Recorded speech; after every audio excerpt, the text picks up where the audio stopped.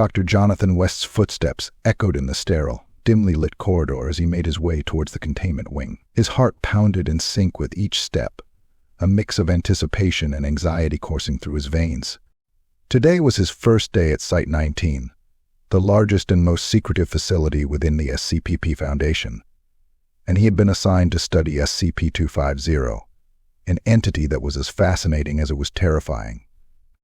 Jonathan had spent years studying paleontology, a passion that had consumed most of his academic life. Yet nothing in his textbooks or fossil digs had prepared him for the reality of SCP-250. The creature was the reanimated skeletal remains of an Allosaurus, a prehistoric predator that had roamed the Earth over 150 million years ago. But unlike the fossils Jonathan had handled with delicate brushes and precision tools, SCP-250 was alive, or something close to it. It moved, it reacted, it hunted. Stopping in front of the reinforced door marked SCP-250, Jonathan hesitated, his hand hovering over the access panel. He took a deep breath, steadying his nerves, then swiped his keycard. A loud beep followed by a metallic click signaled the unlocking of the door. With a push, Jonathan entered the observation room. The room was bathed in a cold, artificial light, illuminating the thick, transparent glass that separated the observation area from the containment cell. Inside the cell, the skeletal figure of SCP-250 loomed, its massive bones standing stark against the concrete walls. The Allosaurus's hollow eye socket seemed to follow Jonathan as he approached the glass, and he felt a shiver run down his spine. The creature was a haunting sight, a near-complete skeleton, towering at nearly 10 feet tall and over 30 feet long, its bones yellowed with age. It stood perfectly still, like a grotesque statue, but Jonathan knew better. He had read the reports. SCP-250 could move with frightening speed and agility, its bones clattering together in a grotesque mimicry of life. He activated the intercom, his voice cracking slightly as he spoke. "This is Dr. Jonathan West, commencing observational study of SCP-250. SCP-250's head snapped toward the sound of his voice, the jaws opening slightly in what could be a silent roar. Jonathan's breath hitched, his awe mixing with a primal fear. How could something so ancient, so devoid of life, still inspire such terror? He reminded himself of his training, the years spent studying the behavioral patterns of ancient predators. He forced himself to focus, to see SCP-250 not as a monster, but as a subject of scientific inquiry. With shaking hands, Jonathan began to take notes.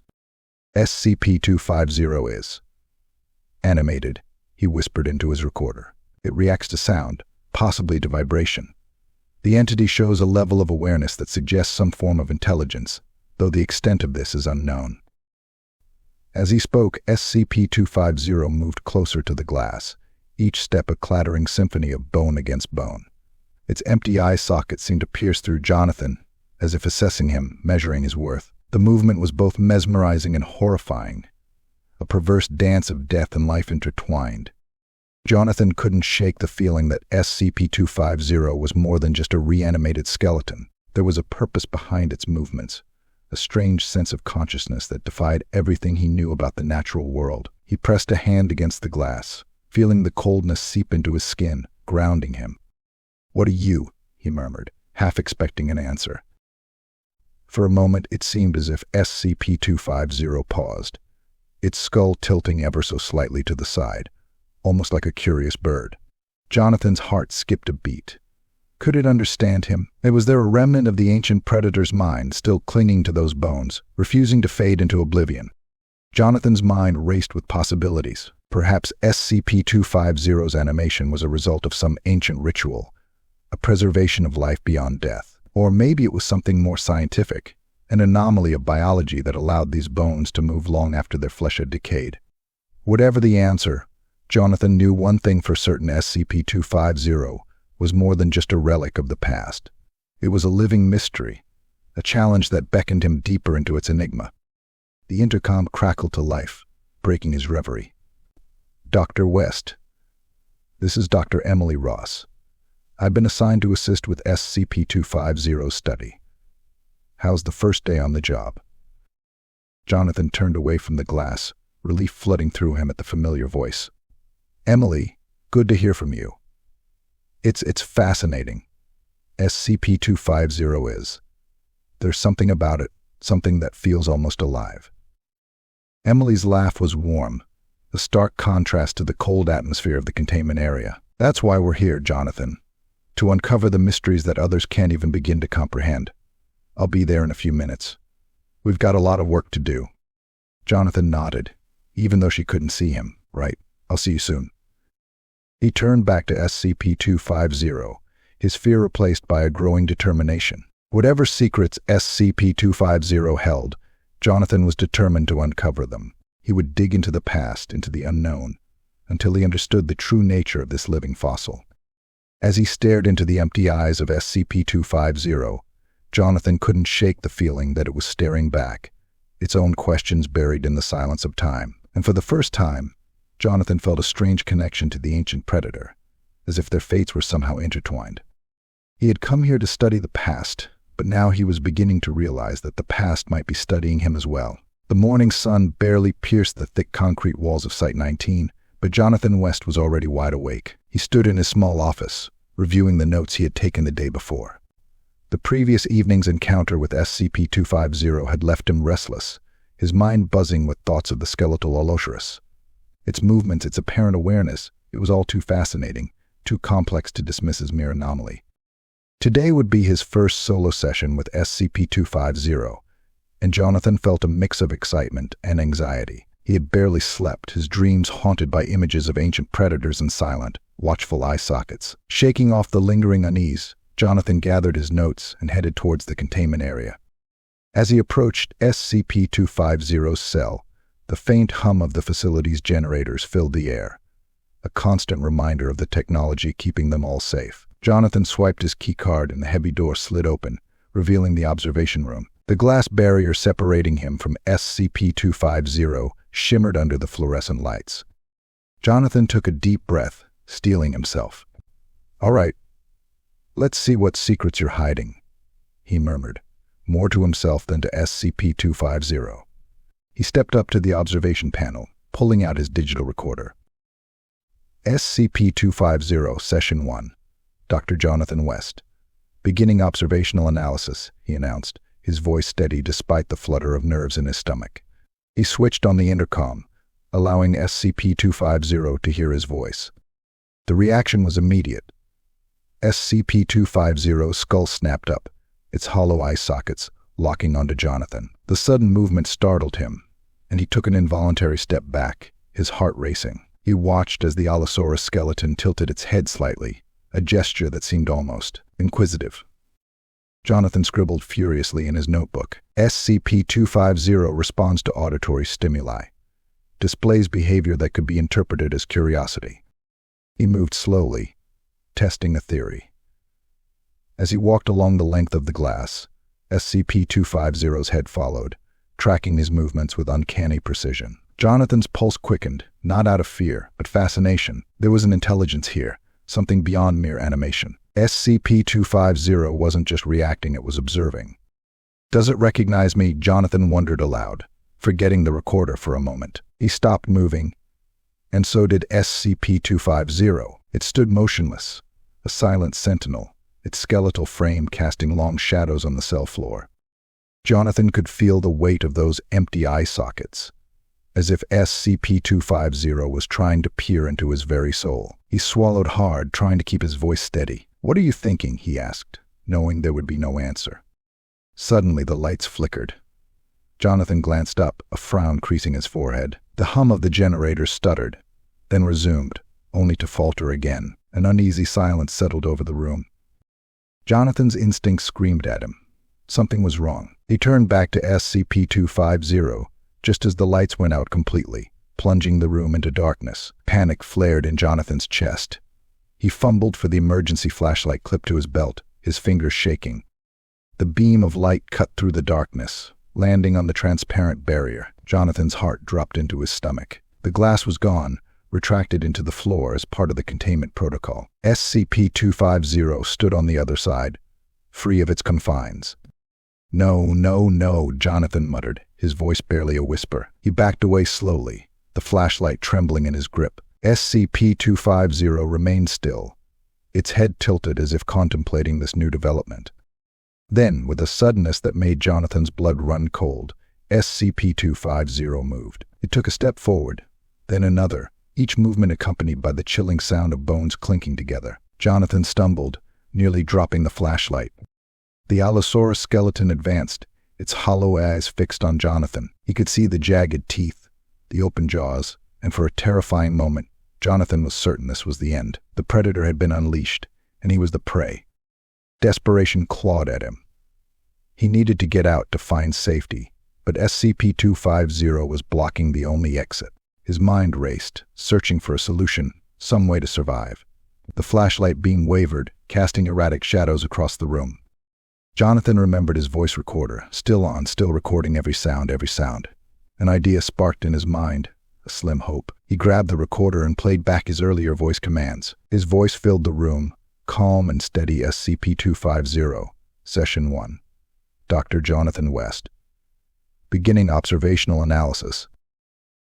SCP-250 stopped. The sound of Jonathan's voice seemed to catch its attention, its head swiveling slightly to the side. Jonathan held his breath, daring to hope. He played the recording again, louder this time. SCP-250 hesitated, its skeletal frame shifting as if uncertain. Jonathan took a step back, then another, edging towards the door. His heart pounded, each beat a drum in his ears. With one final look at SCP-250, Jonathan bolted.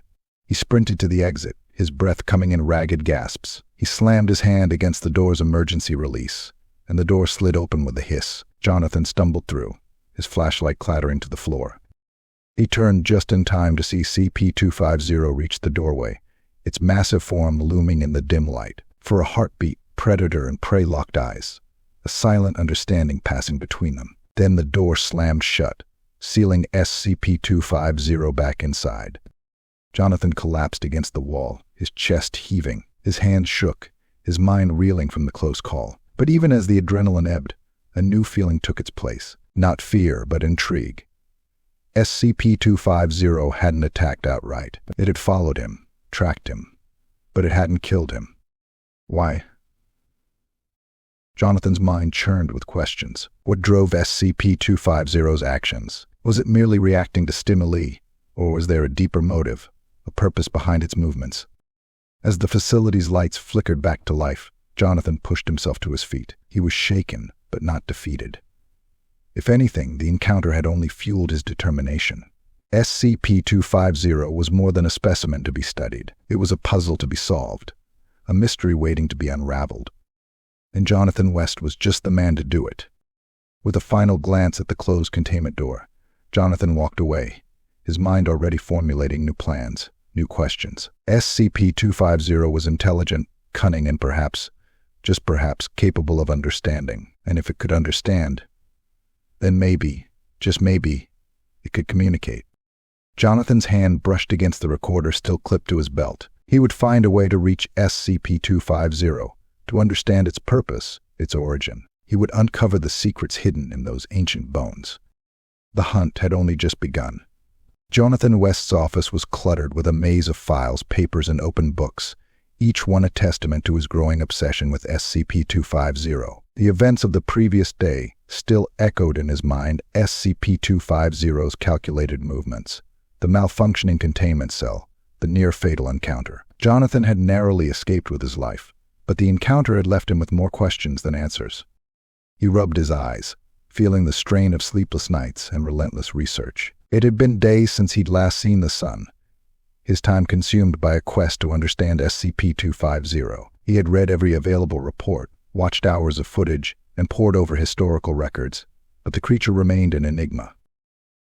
Today, however, he had a new lead. A small detail buried in the depths of SCP-250's file had caught his attention, a reference to its initial discovery at a fossil excavation site. Jonathan had managed to pull the original reports, dusty and yellowed with age, from the Foundation's archives. He spread them out on his desk, his eyes scanning the faded text. SCP-250 had been found in the Badlands of Montana, at a site known for its rich deposits of dinosaur fossils. Paleontologists had been excavating the area, hoping to uncover new specimens. What they found, however, was beyond their wildest expectations. The reports described how the team had unearthed a near-complete Allosaurus skeleton, its bones remarkably well preserved. The discovery had been hailed as a significant find, a perfect specimen that could provide invaluable insights into the life of ancient predators. But as they dug deeper, strange things began to happen.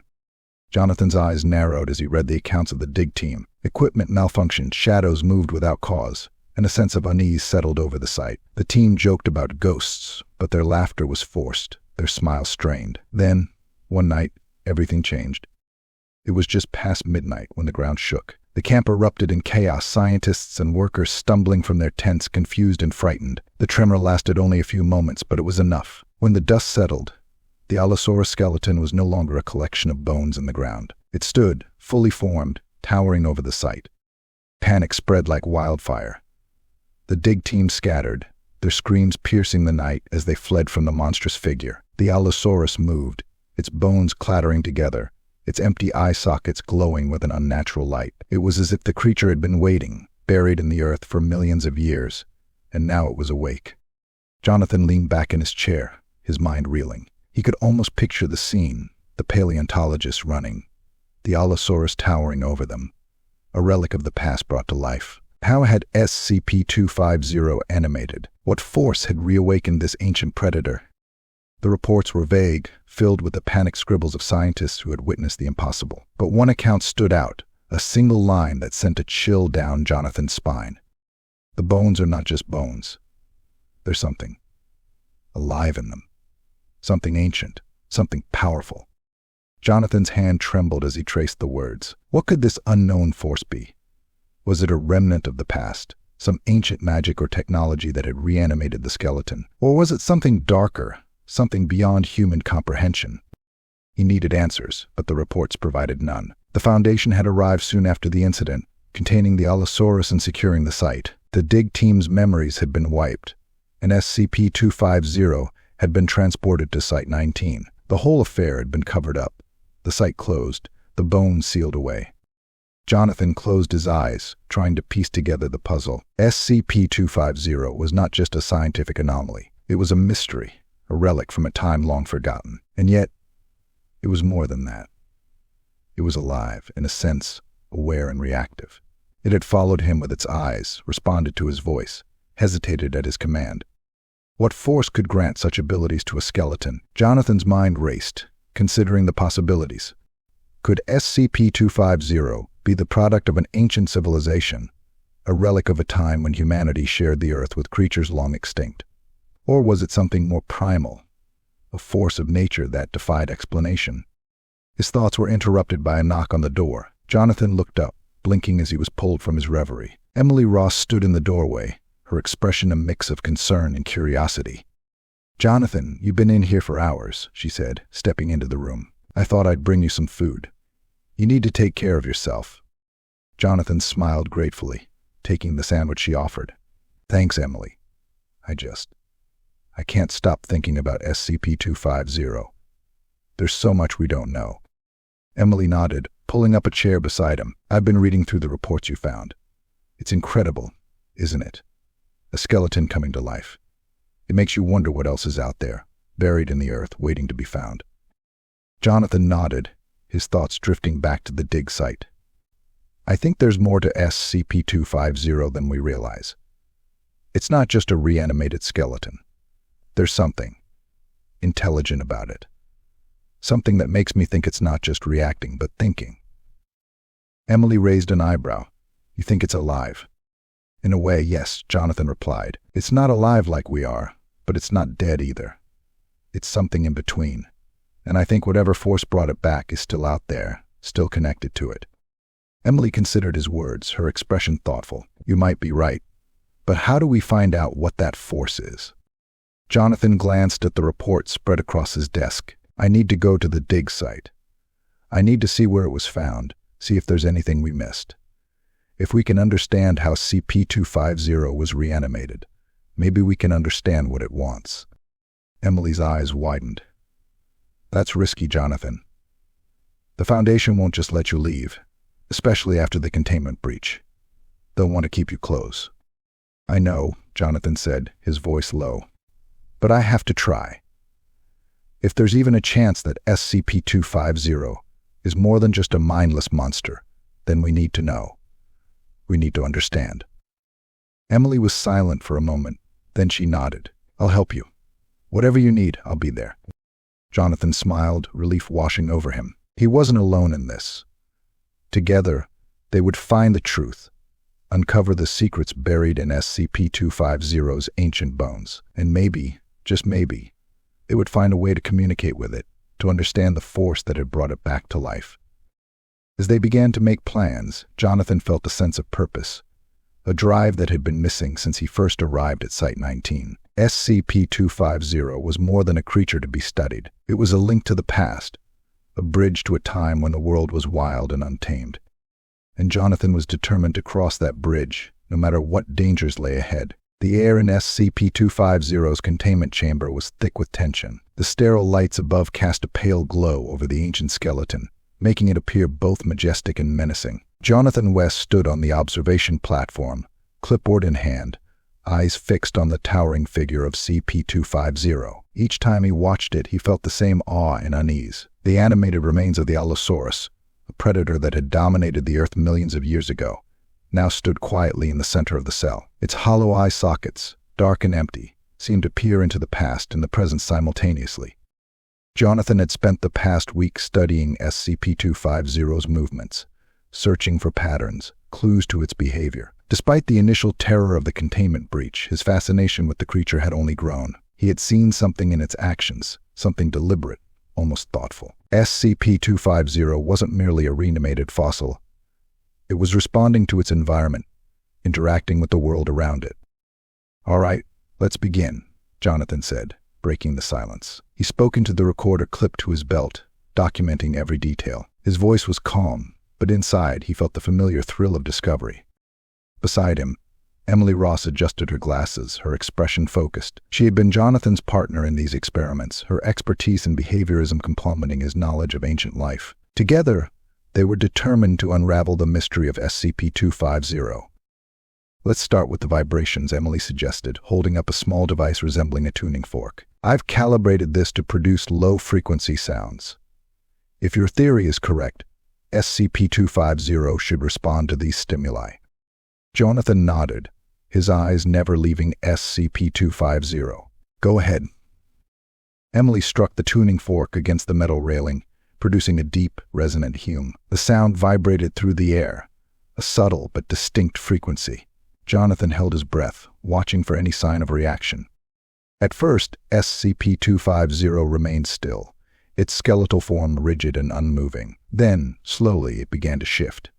Its head turned, bones creaking softly, as if searching for the source of the sound. The motion was deliberate, controlled, not the mindless twitching of a dead thing. It was almost as if SCP-250 was listening.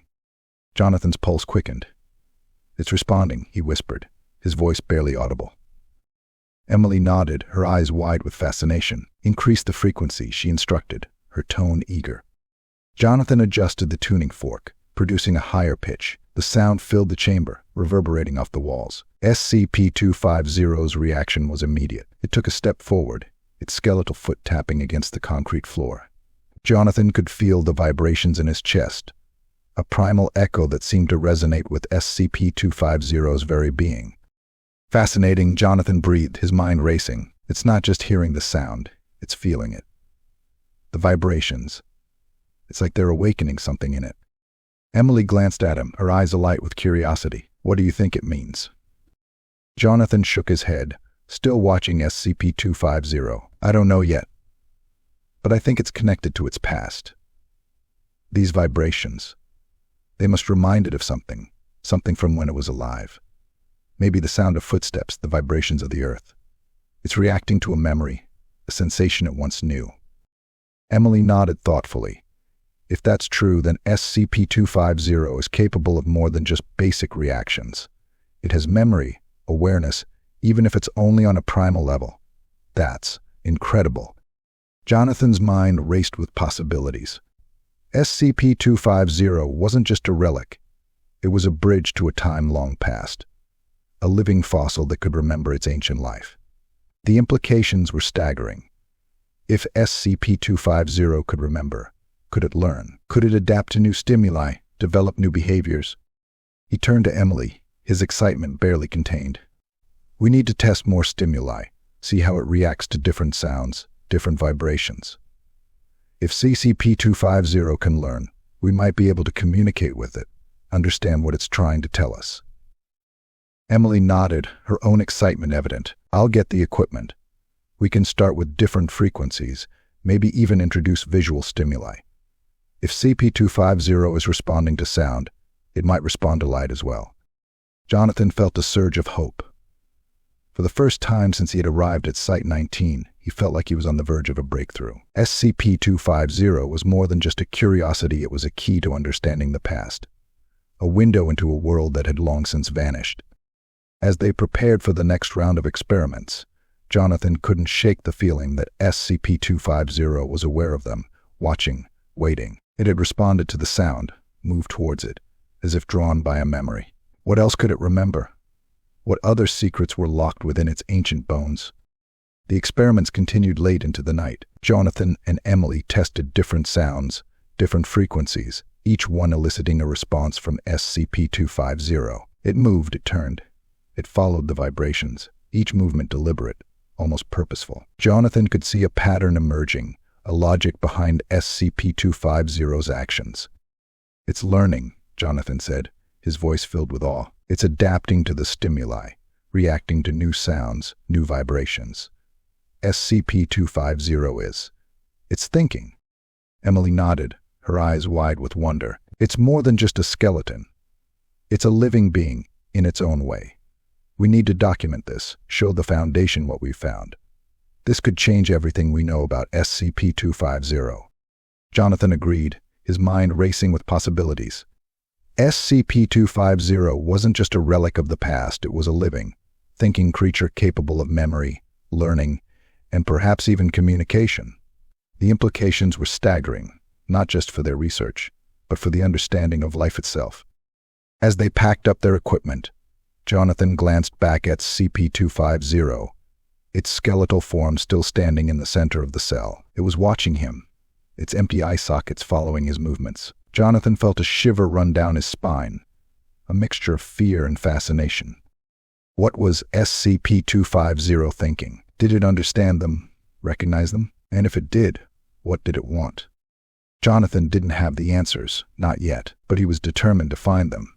SCP-250 was more than just a specimen to be studied. It was a mystery to be solved, a puzzle that held the key to the past, and Jonathan was willing to do whatever it took to unlock its secrets.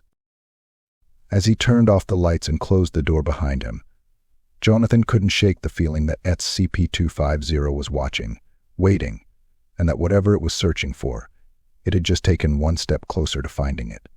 Jonathan West's office had transformed from a workspace into a chaotic archive. Books on paleontology, archaeology, and ancient civilizations lay open on every available surface. Stacks of research papers and handwritten notes covered his desk, creating a fortress of knowledge around him. The dim light of a single desk lamp illuminated his tired eyes as they scanned the pages of yet another report, his mind racing with thoughts of SCP-250. Every moment of his waking life, and even in his dreams, was consumed by the ancient skeleton. Jonathan's days blended into nights as he pored over the data, searching for answers that seemed just out of reach. He had become obsessed, his mind a labyrinth of questions and theories, all centered around SCP-250. In the quiet hours of the night, Jonathan often found himself wandering the halls of Site-19, his footsteps echoing off the cold, sterile walls. He would make his way to SCP-250's containment chamber, drawn by an invisible force. Standing before the glass barrier, he would watch the skeleton, its towering form bathed in the pale light of the chamber. SCP-250 seemed to recognize him now, its movements less aggressive, more deliberate. It would turn its head toward him, as if acknowledging his presence. Jonathan couldn't shake the feeling that there was a connection between them, something beyond the physical, something ancient and deep. He felt a strange kinship with the creature, as if they were bound by a shared purpose.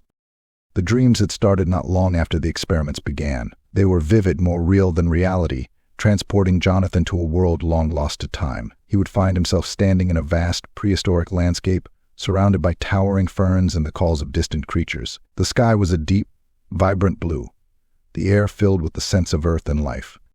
In his dreams, Jonathan would walk among the giants, watching as herds of dinosaurs moved through the underbrush. He could feel the ground tremble beneath his feet, hear the rustle of leaves as ancient predators prowled the shadows. And always, SCP-250 was there, its skeletal form moving silently through the primeval forest, its eyes glowing with an otherworldly light.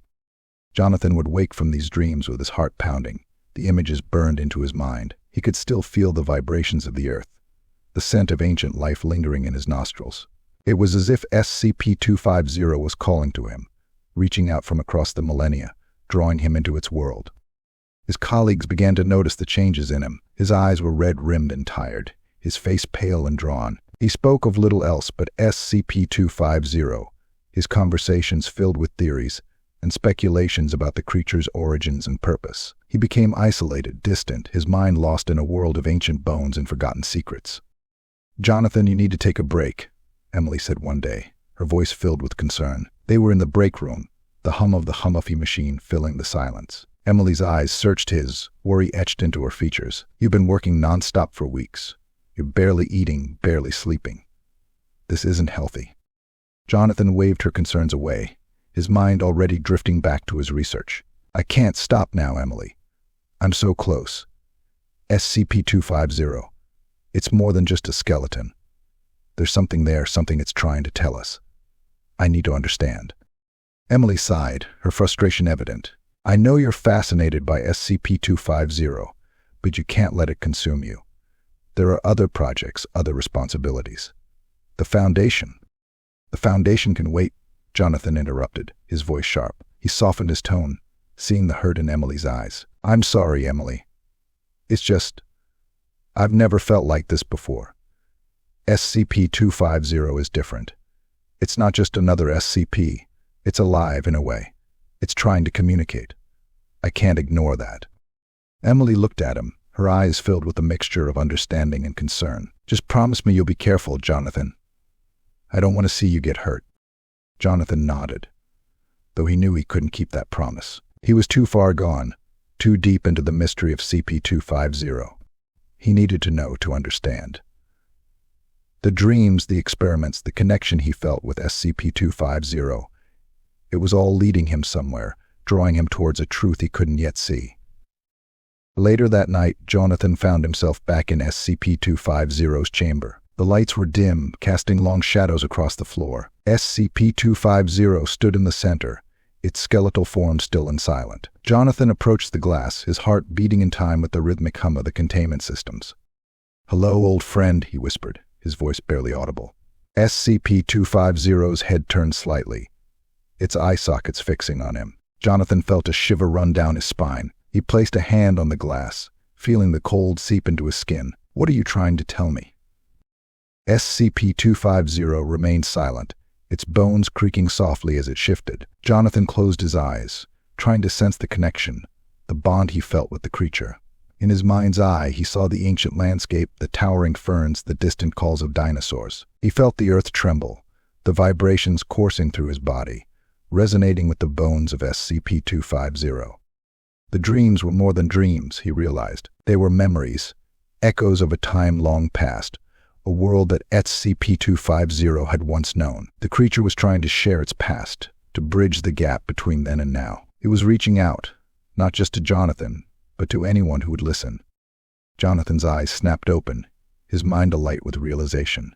The vibrations, the responses to sound, the dreams, it all made sense. SCP-250 was more than a relic. It was a messenger, a guardian of forgotten knowledge. It had survived the ages, not just as a skeleton, but as a vessel of ancient wisdom, a conduit to a lost world. He had to find a way to communicate with SCP-250, to understand its message. The answers were there, hidden in the bones and the echoes of the past. Jonathan was certain of it. He had to keep going, keep searching, keep dreaming. As he turned to leave, Jonathan glanced back at SCP-250, its form silhouetted against the pale light. It seemed almost peaceful, its presence less menacing, more contemplative. Jonathan felt a strange sense of calm, a reassurance that he was on the right path. The journey was far from over, but Jonathan was no longer afraid. He had found a purpose, a mission. He would uncover the secrets of SCP-250, no matter the cost. He would delve into the past, explore the ancient world, and bring its forgotten knowledge to light. As he walked back to his office, Jonathan's mind was already racing with new ideas, new experiments, new possibilities. SCP-250 had opened a door, and Jonathan was determined to walk through it. He had found his calling, and nothing would stand in his way. The obsession had taken hold, but Jonathan embraced it. He was no longer just a researcher. He was a seeker of truth, a bridge between worlds, a voice for the ancient past. And he would not rest until SCP-250's secrets were revealed. The conference room buzzed with the low hum of conversation as Jonathan West entered, a stack of files tucked under his arm. The room was a stark contrast to the sterile corridors of Site-19, its walls lined with bookshelves crammed with research papers, models, and artifacts. A large table dominated the center, scattered with notes, charts, and coffee cups, evidence of the long hours the research team had been putting in. Dr. Emily Ross was already there, leaning over a set of diagrams, her brow furrowed in concentration. Jonathan admired her dedication. Emily was a paleontologist, with years of field experience studying fossils and ancient ecosystems. Her expertise had been invaluable in understanding the physical aspects of SCP-250, and Jonathan respected her insight. Her sharp mind was matched by a calm demeanor, a steadying presence in the midst of chaos. Across the table sat Dr. Marcus Hayes, a behaviorist whose specialty was in the study of animal cognition. Marcus was tall and lean, with a quick smile and an analytical mind. His approach was methodical, always looking for patterns, for the hidden logic behind behavior. Jonathan had come to rely on his ability to interpret SCP-250's actions, finding in Marcus a kindred spirit in the search for understanding. "Jonathan, you're just in time," Marcus greeted, waving him over. "Emily and I were just going over the latest data. You won't believe what we've found." Jonathan set his files down and pulled up a chair. "Something new." Emily nodded, excitement shining in her eyes. "It's about SCP-250's responses to stimuli. We've been reviewing the footage from the last week of experiments, and we noticed a pattern. SCP-250 isn't just reacting randomly, it's remembering." Jonathan leaned forward, his interest piqued. "Remembering?" "Yes," Marcus interjected. "It's subtle, but it's there. SCP-250 reacts differently based on past interactions. For instance, when we used the tuning fork with the low-frequency sound, it responded immediately. But when we repeated the same sound later, it anticipated it. Its reactions were faster, more precise, as if it knew what to expect." Emily pointed to a chart, her finger tracing a series of peaks and valleys. "These are SCP-250's movement patterns in response to different sounds over time. See how the reactions change. It's not just reacting, it's adapting, learning. It's like a form of muscle memory, but on a cognitive level." Jonathan felt a thrill run through him. This was the breakthrough he had been hoping for. "So SCP-250 has memory," he said slowly, the implications settling in. "It can learn from past experiences, adapt its behavior. This changes everything." Marcus nodded, his expression thoughtful. "If SCP-250 can remember and adapt, then it's not just a reanimated skeleton. It's intelligent, in a way. Primitive, perhaps, but intelligent." Jonathan's mind raced with possibilities. The experiments, the dreams, the connection he felt with SCP-250. It all pointed to a deeper level of awareness. SCP-250 was more than a specimen, it was a being with a mind, a consciousness that transcended time. And if it could learn, perhaps it could communicate. As the discussion continued, Jonathan found himself drawn to Emily. They had spent countless hours together, analyzing data, theorizing about SCP-250's nature. He admired her dedication, her passion for uncovering the past. They were kindred spirits, united by a shared fascination with the ancient and the unknown.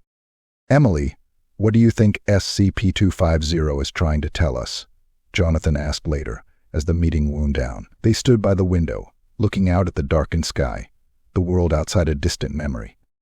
Emily turned to him, her eyes thoughtful. "I think it's trying to connect," she said softly. "It's been alone for so long, trapped in its own time.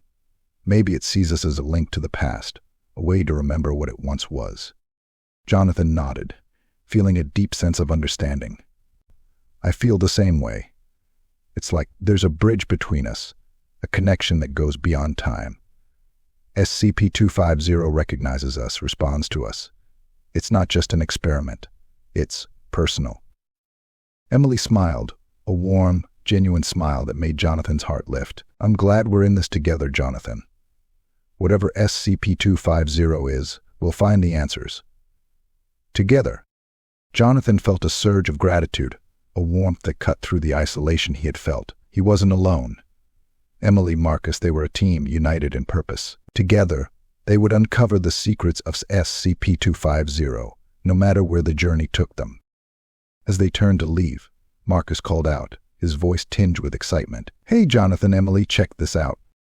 Jonathan and Emily joined Marcus at the monitor, where he had pulled up the latest footage from SCP-250's containment chamber. The screen flickered to life, showing SCP-250 standing in the center of the cell, its skeletal form silhouetted against the dim light.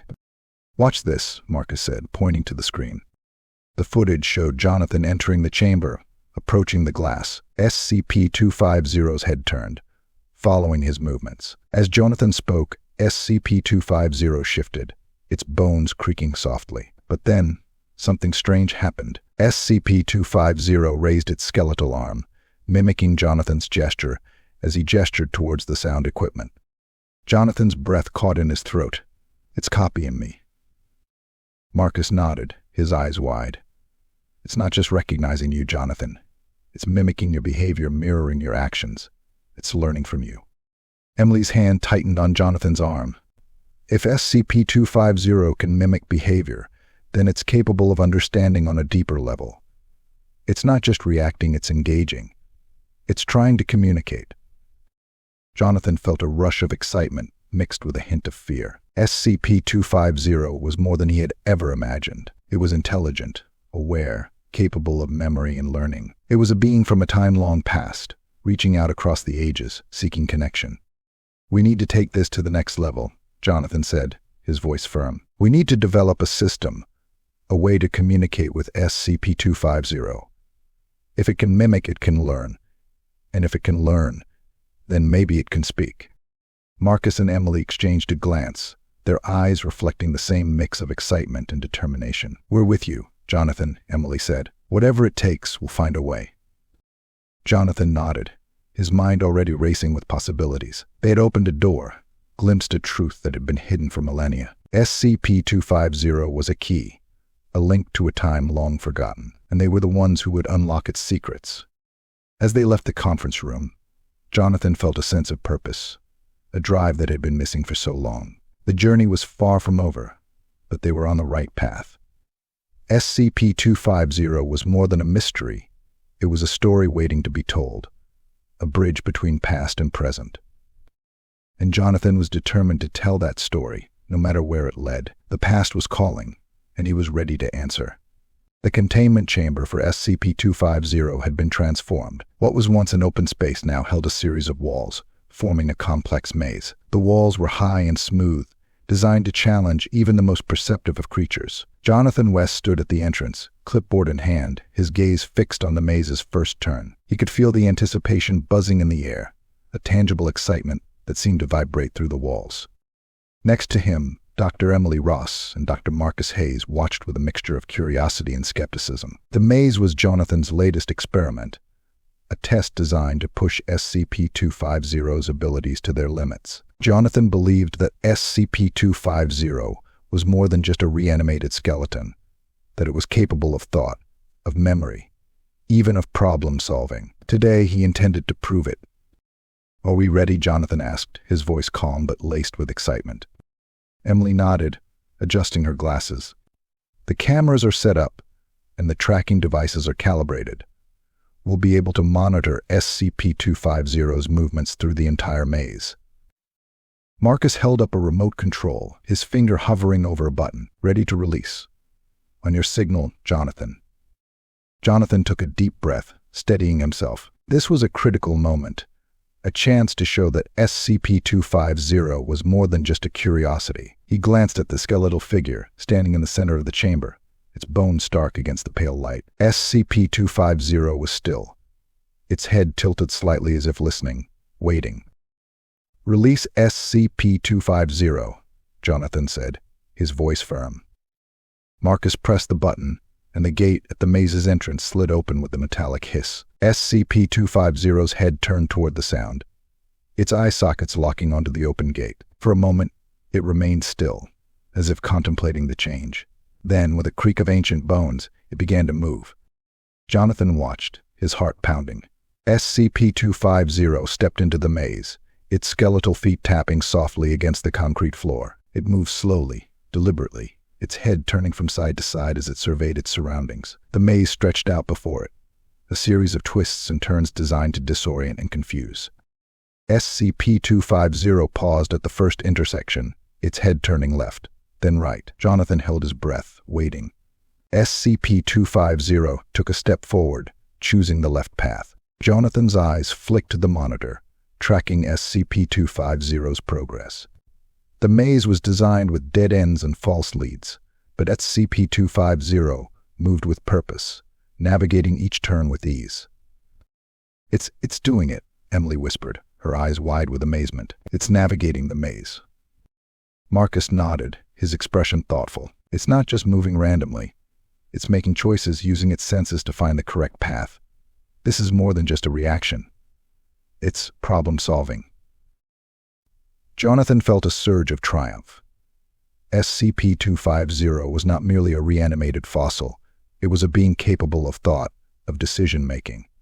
The maze was a test, a challenge, and SCP-250 was rising to meet it. It navigated the twists and turns, avoiding dead ends, choosing paths that led closer to the exit.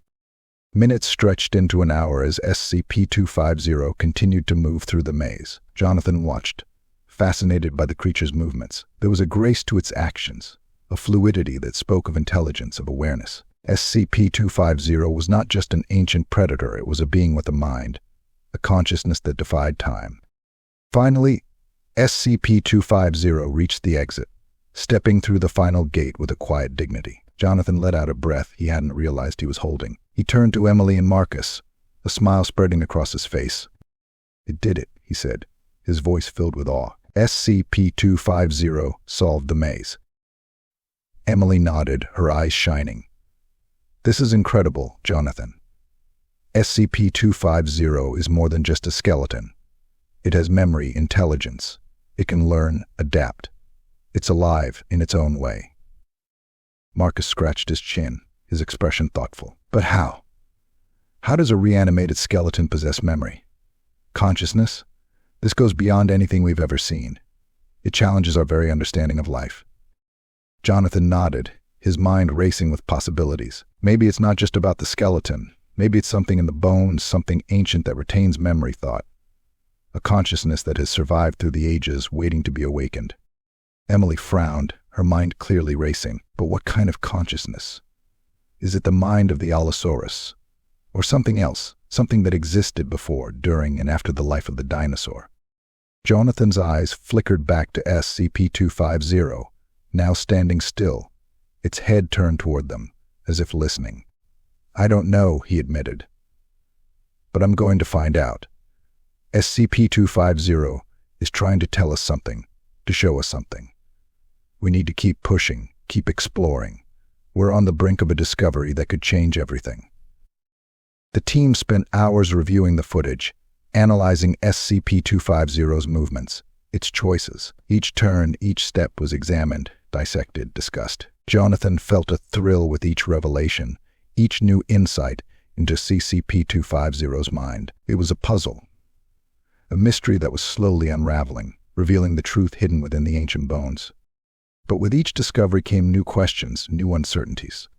Was SCP-250 merely reacting to stimuli, or was it driven by something deeper, an ancient instinct that had survived through the millennia? Was it acting on memory, on experience, or was there something more, a consciousness that defied the boundaries of life and death? Jonathan's mind was a whirlwind of thoughts, theories, possibilities. SCP-250 was a challenge to everything he knew, everything he understood. It was a bridge to the past, a link to a time long forgotten. And yet, it was more than that. It was a being, a mind, a consciousness that defied explanation. As the night wore on, The team's discussion turned to the implications of their findings. SCP-250 was not just a relic, it was a being capable of thought, of learning, of memory. It was a challenge to the very nature of life. A question that demanded answers.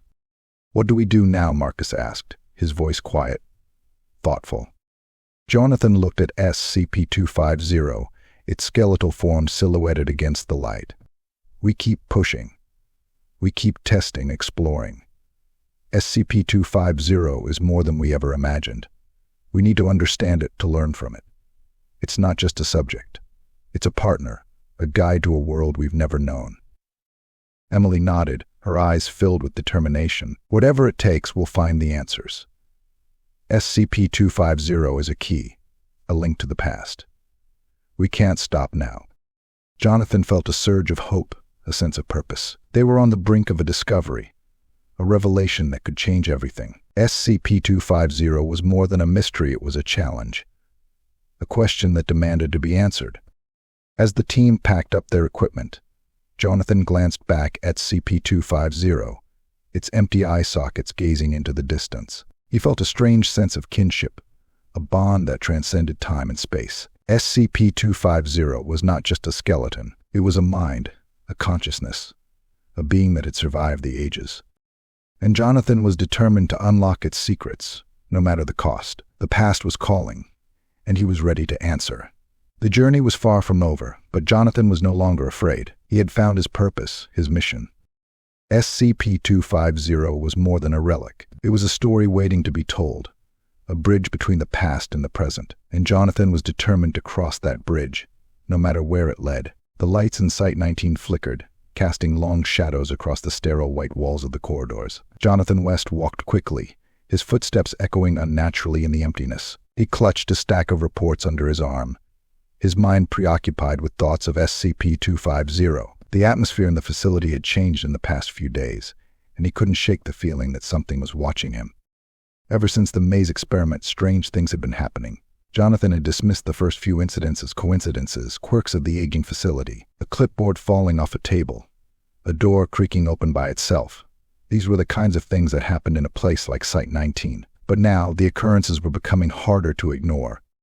Jonathan's thoughts were interrupted by a sudden noise, a low, rumbling growl that seemed to reverberate through the walls. He stopped, his breath catching in his throat. The sound was faint, almost indistinct, but there was no mistaking its source. It was coming from SCP-250's containment area. He quickened his pace, turning down the familiar hallway that led to SCP-250's chamber. As he approached, he could feel a strange energy in the air, a sense of anticipation that made the hairs on the back of his neck stand on end. The door to the observation room was ajar, and Jonathan hesitated before pushing it open, his hand trembling slightly. Inside, the room was dimly lit, the glow from the monitors casting eerie shadows. Jonathan's eyes were immediately drawn to the glass barrier that separated the observation area from SCP-250's cell. The skeletal form of the Allosaurus stood in the center, as still as ever, its hollow eye sockets staring into the distance. But something was different. The air seemed to pulse with a quiet, almost imperceptible vibration, and Jonathan could feel a low hum in his bones. He approached the glass, his eyes fixed on SCP-250. The creature was motionless, but the shadows around it seemed to shift and flicker, as if caught in a breeze that wasn't there. Jonathan leaned closer, his breath fogging the glass. The growl came again, faint but distinct, a sound that spoke of ancient forests and predatory instincts. "What's happening to you?" Jonathan whispered, his voice barely audible. He couldn't shake the feeling that SCP-250 was the source of the strange phenomena. The moving objects, the flickering lights, the growls that echoed through the halls. It all seemed to center around SCP-250. Jonathan had spent countless hours studying the creature, trying to understand its nature, its purpose. But now, it seemed that SCP-250 was studying him in return. Jonathan's thoughts were interrupted by a sudden crash behind him. He spun around, his heart pounding. A stack of metal trays had fallen from the counter, scattering across the floor. Jonathan stared at them, his mind racing. There was no one else in the room, no reason for the trays to have moved. He took a step back, his eyes darting around the room, searching for an explanation. It was then that he noticed the faint, glowing lines etched into the floor, lines that formed a pattern, a circle that surrounded SCP-250's cell. Jonathan knelt down, tracing the lines with his fingers. They pulsed with a faint blue light, a light that seemed to resonate with SCP-250's presence. He had seen similar patterns before, in ancient symbols and runes, in the carvings on the artifact they had found at SCP-250's excavation site.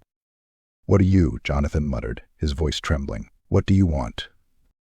As if in response, SCP-250's head turned, its empty eye sockets locking onto him. Jonathan felt a chill run down his spine, a coldness that seeped into his bones. The growl came again, louder this time, a sound that seemed to shake the very air around him. Jonathan stumbled back, his mind reeling. SCP-250 was not just a relic of the past, it was a force, a presence that could reach beyond the confines of its cell, influencing the world around it. Jonathan's sleep that night was filled with dreams that were more vivid, more intense than ever before. He found himself standing in a vast, prehistoric landscape, the sky a deep crimson, the air thick with the scent of ancient life. He could hear the distant calls of dinosaurs, the rustle of leaves as predators stalked through the underbrush. The ground beneath his feet was warm, pulsing with life, with a rhythm that seemed to match the beat of his own heart. In the distance, he saw SCP-250, its skeletal form moving gracefully through the primeval forest. But it was not alone. Around it, shadows shifted and moved, shapes that were indistinct but undeniably real. Jonathan could feel their presence, could sense their ancient hunger, their predatory instincts. He felt a strange connection to them, a bond that transcended time and space. The dreams grew darker, more unsettling. Jonathan found himself running, his feet pounding against the ground, his breath coming in ragged gasps. He could feel the shadows closing in around him, could hear the growls, the snarls of ancient predators. He stumbled, falling to the ground, the darkness enveloping him, suffocating him. He could see SCP-250 standing above him, its eyes glowing with an otherworldly light. "Help me," Jonathan whispered, his voice breaking. SCP-250's jaws opened, and a roar filled the air, a sound that shook the very foundations of the earth. Jonathan woke with a start, his heart racing, his body drenched in sweat. The echoes of the roar still lingered in his ears, a sound that was both terrifying and comforting. Jonathan sat up, his mind reeling. The dreams were more than dreams, they were memories, echoes of a time long past, a world that SCP-250 had once known. The creature was trying to communicate, to share its knowledge, its history. But there was something else, something darker, something that lurked in the shadows, waiting, watching. As Jonathan made his way to SCP-250's containment chamber the next morning, he couldn't shake the feeling that he was being followed. The air was thick with tension, with a sense of unease that made his skin crawl. The lights flickered as he walked, casting long shadows that seemed to move on their own.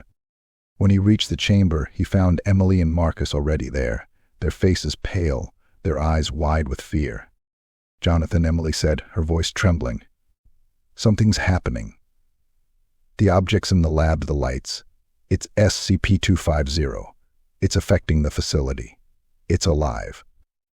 Jonathan nodded, his mind a whirlwind of thoughts. "I know," he said quietly. "It's trying to communicate, to reach out. But there's something else, something that's using SCP-250 to influence the world around it." Marcus frowned, his brow furrowed. "What do you mean?" Jonathan took a deep breath, his eyes fixed on SCP-250's still form. SCP-250 is a conduit, a bridge between our world and the past. It's not just a skeleton, it's a gateway, and something is trying to come through. Emily's eyes widened, her face pale. "What are you saying, Jonathan?" "That SCP-250 is possessed." Jonathan shook his head, his mind racing. "Not possessed. It's more like. It's a vessel, a link to a time, a place that still exists somewhere, somehow. And whatever is out there, it's reaching through SCP-250, trying to make contact." Marcus glanced at SCP-250, his face tense. "So what do we do?" Jonathan felt a surge of determination. "We find out what it wants. We keep studying, keep pushing. SCP-250 is the key, and we're the ones who can unlock its secrets. We're on the brink of a discovery that could change everything. We can't stop now." As they prepared for the next round of experiments, Jonathan couldn't shake the feeling that they were being watched, that the shadows were closing in around them. SCP-250 was more than a mystery, it was a challenge. A question that demanded answers. The past was calling, and Jonathan was ready to answer. The journey was far from over, but he was no longer afraid. He had found his purpose, his mission. SCP-250 was more than a relic. It was a story waiting to be told, a bridge between the past and the present. And Jonathan was determined to cross that bridge, no matter where it led. As the shadows flickered and the growls echoed through the halls, Jonathan knew that the true journey had only just begun. Jonathan West's footsteps echoed through the narrow, dimly lit corridors of Site-19's archive section. Rows of shelves stretched before him, filled with forgotten records and dusty artifacts, remnants of countless SCPs cataloged and stored away. The air was thick with the smell of aged paper and rusting metal, a scent that spoke of time long past and secrets buried deep. Jonathan had spent hours sifting through old reports and inventories, driven by a hunch, a nagging feeling that SCP-250's mystery went deeper than they realized. The strange phenomena around its containment, the growls, the shifting shadows, they all pointed to something ancient, something that reached beyond the Allosaurus's skeletal remains, and he was determined to find it. He reached the back of the archive, a section marked with a faded sign, restricted authorized personnel only. Jonathan swiped his keycard, the lock clicking open with a metallic clang. He pushed the door open, revealing a small, dimly lit room filled with boxes, each labeled with dates and cryptic descriptions. Jonathan scanned the labels, his eyes catching on one that read Montana Excavation 20X. His heart skipped a beat. This was it, the dig site where SCP-250 had been found. He pulled the box from the shelf, his hands trembling with anticipation. Inside were photographs, handwritten notes, and a small, cloth-wrapped object. Carefully, Jonathan unwrapped the cloth, revealing a small stone, smooth and black, fitting neatly into the palm of his hand. The surface was etched with intricate symbols, markings that seemed to shimmer in the dim light. Jonathan's breath caught in his throat. The symbols were familiar, eerily similar to the markings he had seen on SCP-250's bones. His pulse quickened as he studied the stone. It was ancient, far older than the dig site where SCP-250 had been found. The symbols were unlike any language he knew, yet they resonated with a strange familiarity, as if whispering secrets from a time long forgotten. Jonathan's mind raced. What was this stone? How was it connected to SCP-250? The markings on the skeleton and the stone couldn't be a coincidence. They were linked, bound by some ancient force that defied time and space. Jonathan knew he needed to bring the stone to SCP-250 to see how the creature would react. He had a feeling, he knew, that this stone was a key, a link to the past that could unlock the mysteries surrounding SCP-250. He returned to SCP-250's containment chamber. The stone clutched tightly in his hand. The air around the chamber was thick with tension, a sense of anticipation that made Jonathan's skin prickle. Emily and Marcus were already there, their faces pale with worry. "Jonathan, what is that?" Emily asked, her eyes fixed on the stone. Jonathan held up the stone, the symbols glinting in the light. "It's from the dig site," he said, his voice low. "I found it in the archives. It has the same markings as SCP-250. I think it's connected." Marcus frowned, his eyes narrowing. "Connected how?" Jonathan turned to the glass, his gaze locking onto SCP-250's skeletal form. "I don't know yet. But I think this stone is part of the same ancient force that reanimated SCP-250. It's like a piece of a puzzle. If we can figure out how they fit together, we might understand what SCP-250 really is." Emily and Marcus exchanged a glance, their expressions a mix of skepticism and curiosity. "What are you going to do?" Emily asked. Jonathan stepped closer to the glass, his heart pounding. "I'm going to bring the stone into the chamber. I want to see how SCP-250 reacts." Marcus's eyes widened. "Jonathan, that's risky. We don't know what could happen. SCP-250 is already causing strange phenomena. Bringing that stone in could make things worse." Jonathan nodded, his mind racing. "I know it's a risk, but we're not going to get any answers by playing it safe. SCP-250 is more than just a skeleton. It's a gateway, a link to something ancient, something powerful. If we want to understand it, we need to take that step.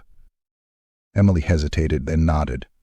All right, but we'll be monitoring everything. If things start to go wrong, we pull you out. Agreed. Jonathan smiled, grateful for her support. Agreed.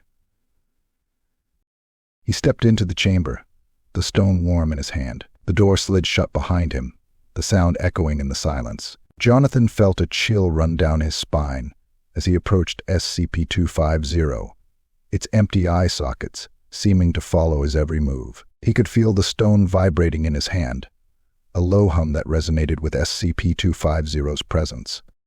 All right, old friend, Jonathan whispered, holding the stone up. Let's see what you can do. As he brought the stone closer to SCP-250, the air seemed to ripple, a wave of energy pulsing through the chamber. The symbols on the stone glowed brighter, casting a soft blue light that illuminated SCP-250's bones. Jonathan could feel the vibrations intensify, a resonance that seemed to sync with his own heartbeat.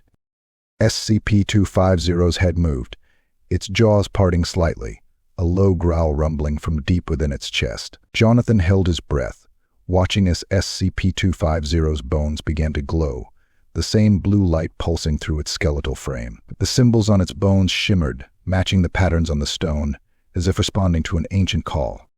Jonathan, are you seeing this? Emily's voice crackled over the intercom, her tone filled with awe. Jonathan nodded, his eyes wide.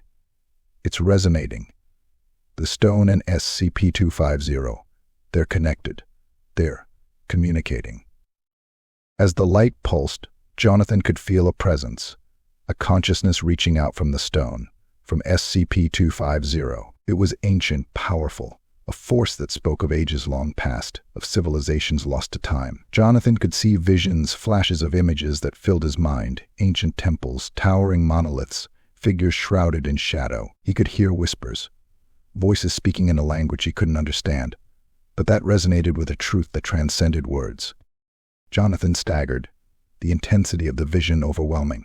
He could feel SCP-250's thoughts, its memories flowing through him, a torrent of ancient knowledge that threatened to drown him. The stone grew hot in his hand, the light blinding, searing through his mind. He fell to his knees, the stone slipping from his grasp, clattering to the floor. The light faded, the visions dissolving into darkness. Jonathan gasped for breath, his body trembling, his mind reeling. He could feel SCP-250's presence, its consciousness still lingering, a silent observer. Emily and Marcus rushed into the chamber, their faces pale with fear. Jonathan, are you all right? Emily asked, kneeling beside him. Jonathan nodded, his breath coming in ragged gasps. I'm fine, he said, his voice shaking. The stone. It's connected to SCP-250. It's a key, a link to something ancient. A civilization, a power that's been lost to time. Marcus picked up the stone, his eyes wide. What kind of civilization? What kind of power? Jonathan looked at SCP-250, its skeletal form now still, its bones dim. I don't know, but I think SCP-250 was a guardian, a protector. This stone, the symbols, it's part of something greater, something that transcends time. SCP-250 is not just a relic. It's a gatekeeper, a bridge between our world and the past. Emily helped Jonathan to his feet, her eyes filled with concern. Jonathan, this is incredible, but it's dangerous. We don't know what we're dealing with. Jonathan nodded, his mind still reeling from the visions. I know, but we can't stop now. SCP-250 is the key to understanding the past, to unlocking a truth that's been hidden for millennia. We need to find out what it's guarding, what it's protecting. We're so close, Emily. We can't turn back now. As they left the chamber, Jonathan felt a sense of determination, a drive that burned brighter than ever. SCP-250 was more than just a mystery, it was a challenge, a question that demanded answers. The past was calling, and Jonathan was ready to answer. SCP-250 was not just a relic of a forgotten age. It was a guardian, a sentinel, a link to an ancient power that still resonated through time, and Jonathan was determined to unlock its secrets, no matter the cost.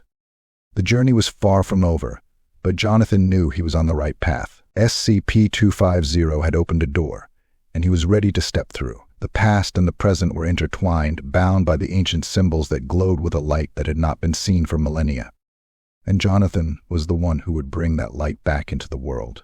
Jonathan West sat at his desk, surrounded by a sea of ancient texts and modern research papers. His office had become a chaotic nexus of knowledge, a place where the past and present collided in a whirlwind of ideas and theories. The artifact he had found, the small, inscribed stone, sat in the center of his desk, a silent witness to the mysteries that unfolded around it. The symbols etched into its surface seemed to shimmer with a life of their own, their meaning just out of reach, like a forgotten word on the tip of his tongue. Since his encounter with the stone, Jonathan's dreams had grown even more vivid, filled with visions of ancient temples and shadowy figures. He saw SCP-250, not as a skeletal monster, but as a living creature, its eyes glowing with purpose, its movements fluid and graceful. The vision spoke to him, whispered secrets of a time long past, a time when SCP-250 had been more than just a predator. It had been a protector, a guardian of something precious, something powerful. Jonathan's mind raced as he pieced together the fragments of the puzzle. The symbols on the stone, the markings on SCP-250's bones. They were part of a ritual that had granted SCP-250 its life, its purpose. But what was it protecting? What force had reanimated the ancient skeleton, imbuing it with a consciousness that transcended time? He pulled up a report on his computer, his fingers flying over the keyboard. The Foundation's archives held countless records of ancient artifacts and rituals, many of them lost to time, their meanings obscured by the sands of history. Jonathan had spent hours combing through these records, searching for anything that could shed light on SCP-250's origins.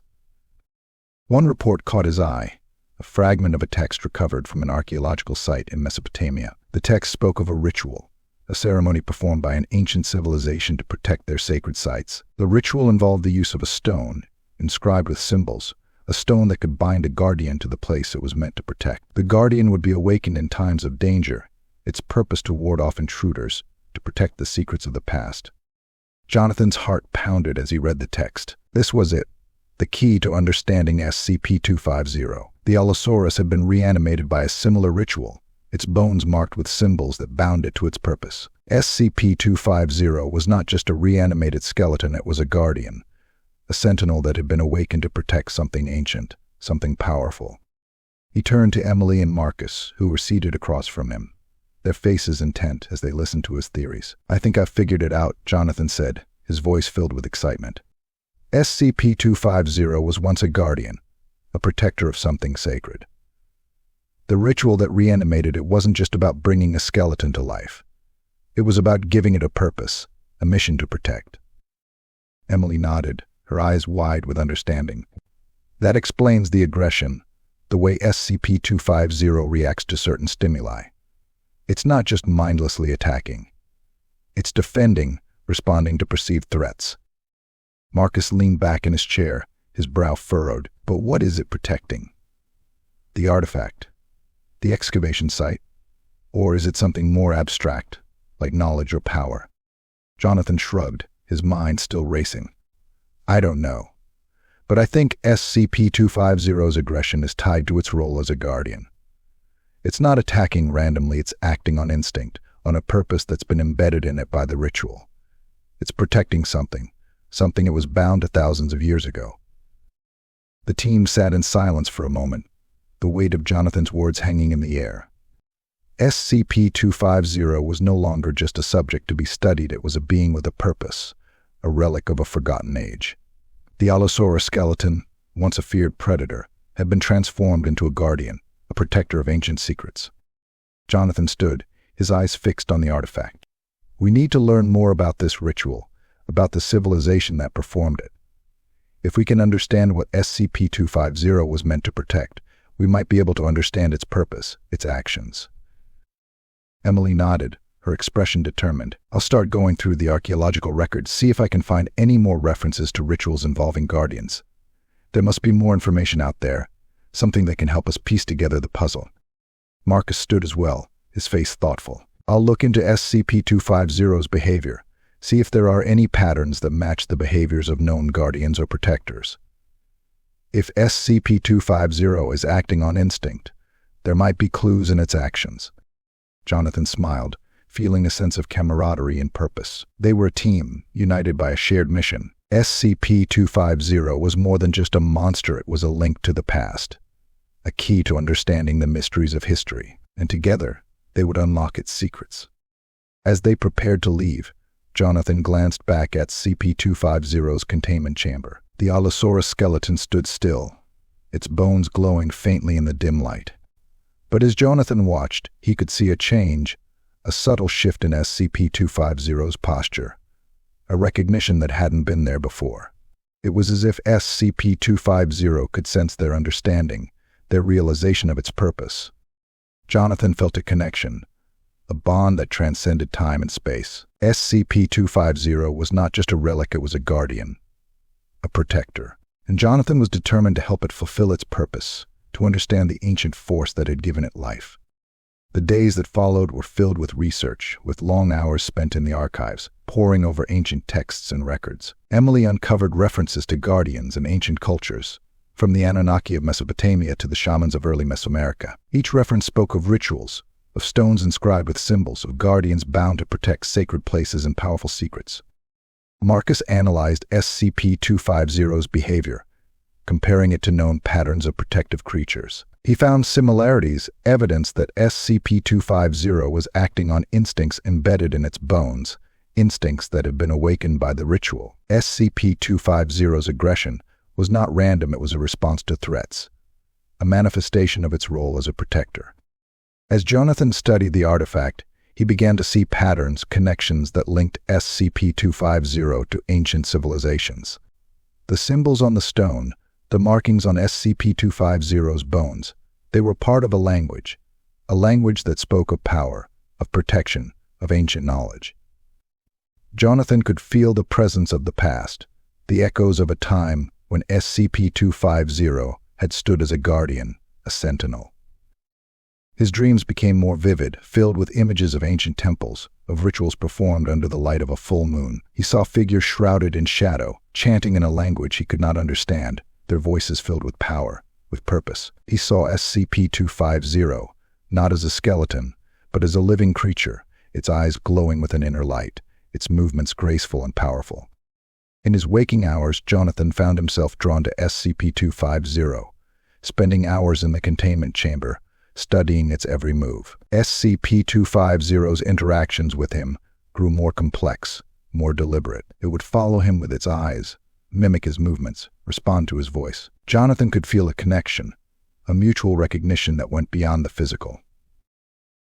One evening, as Jonathan stood before the glass, the artifact in his hand, SCP-250 moved closer, its skeletal form towering above him. Jonathan felt a shiver run down his spine, a sense of awe and reverence. He held up the stone, its symbols glowing faintly in the dim light. SCP-250, Jonathan said softly, his voice filled with wonder. You were once a guardian, a protector. What were you protecting? What secrets do you hold? SCP-250's head tilted, its empty eye sockets locking onto the stone. Jonathan could feel a resonance, a connection that transcended time. The air around him seemed to hum with energy, with the presence of something ancient, something powerful.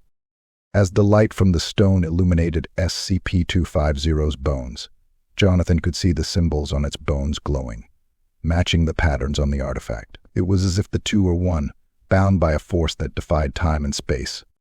Jonathan could feel SCP-250's thoughts, its memories, flowing through him, a torrent of ancient knowledge that filled his mind.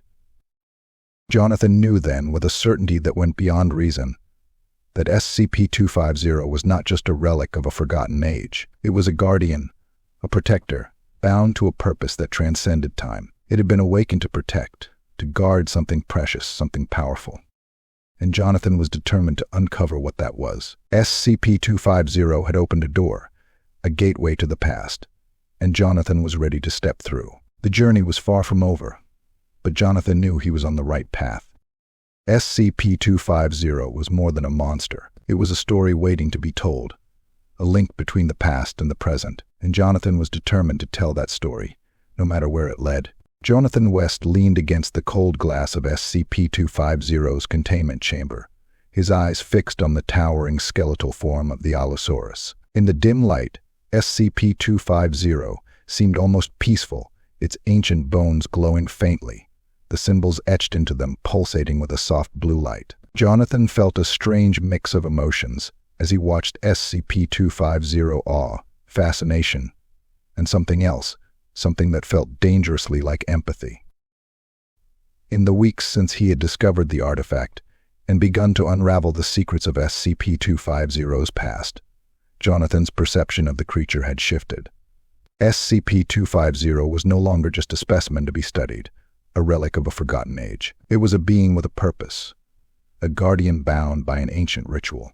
It had consciousness, intelligence, a sense of duty that transcended time. Jonathan had seen it in the way SCP-250 responded to him, the way it followed his movements, recognized his presence. There was a bond forming between them, a connection that went beyond the physical.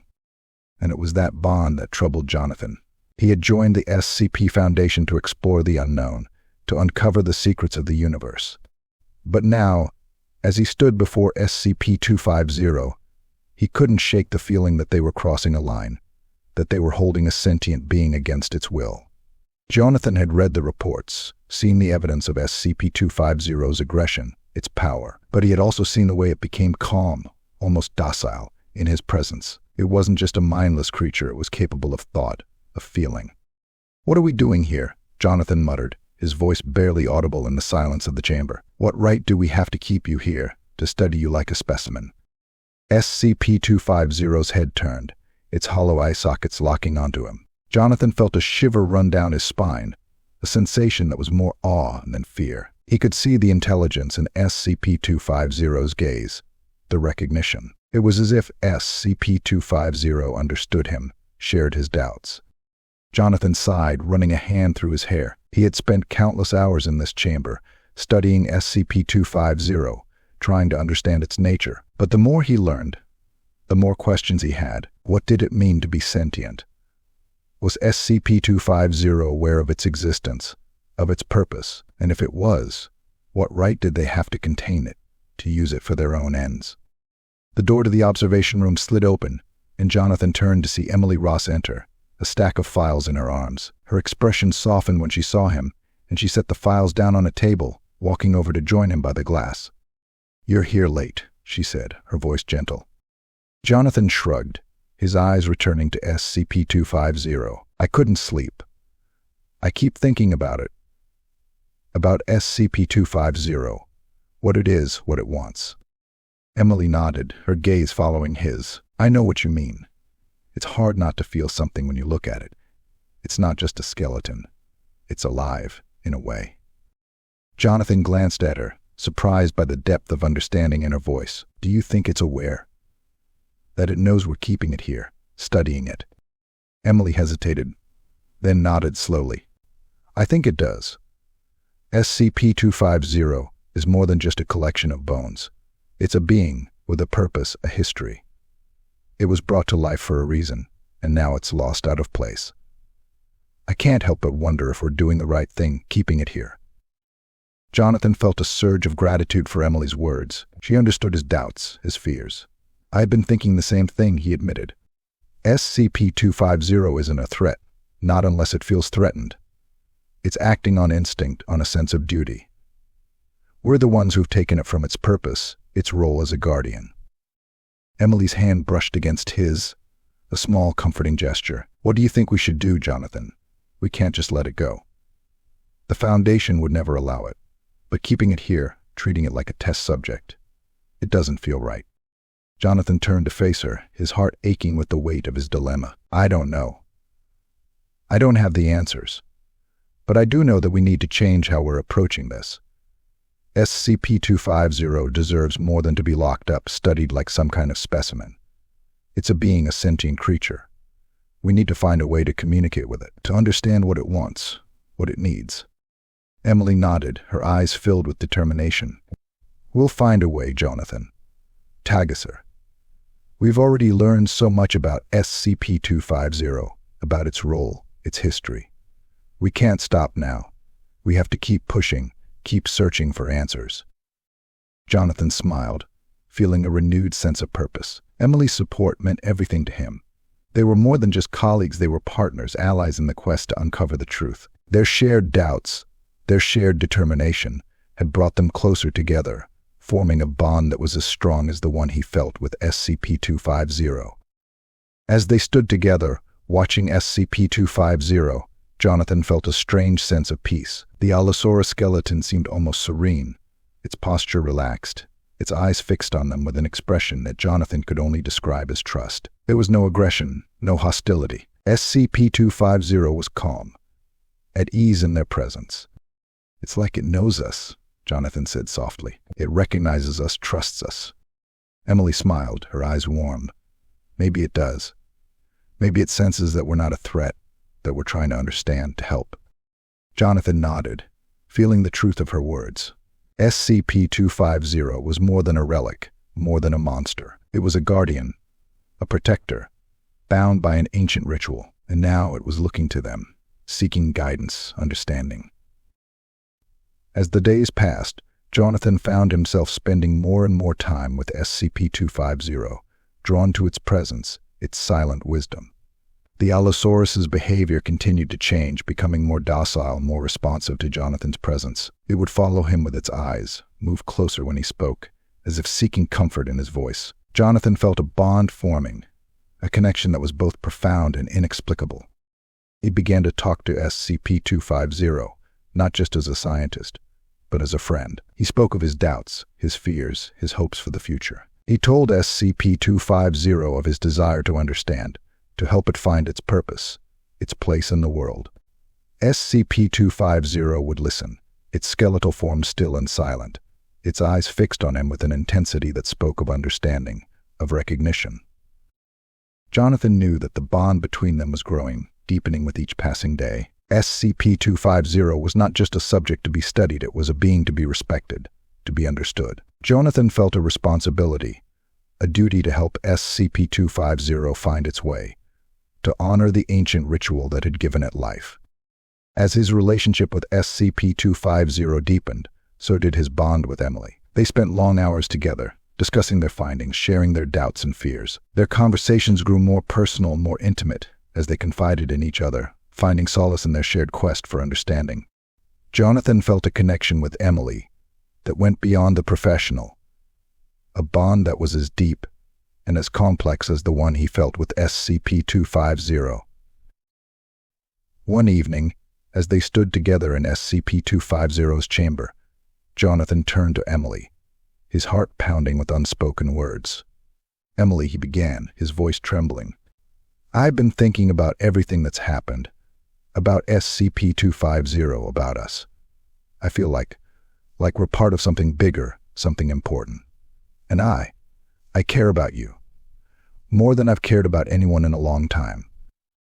Emily looked at him, her eyes softening with understanding. She reached out, taking his hand in hers, her touch warm and reassuring. "I care about you too, Jonathan. We're in this together, whatever happens. SCP-250, the Foundation, everything. We'll face it together."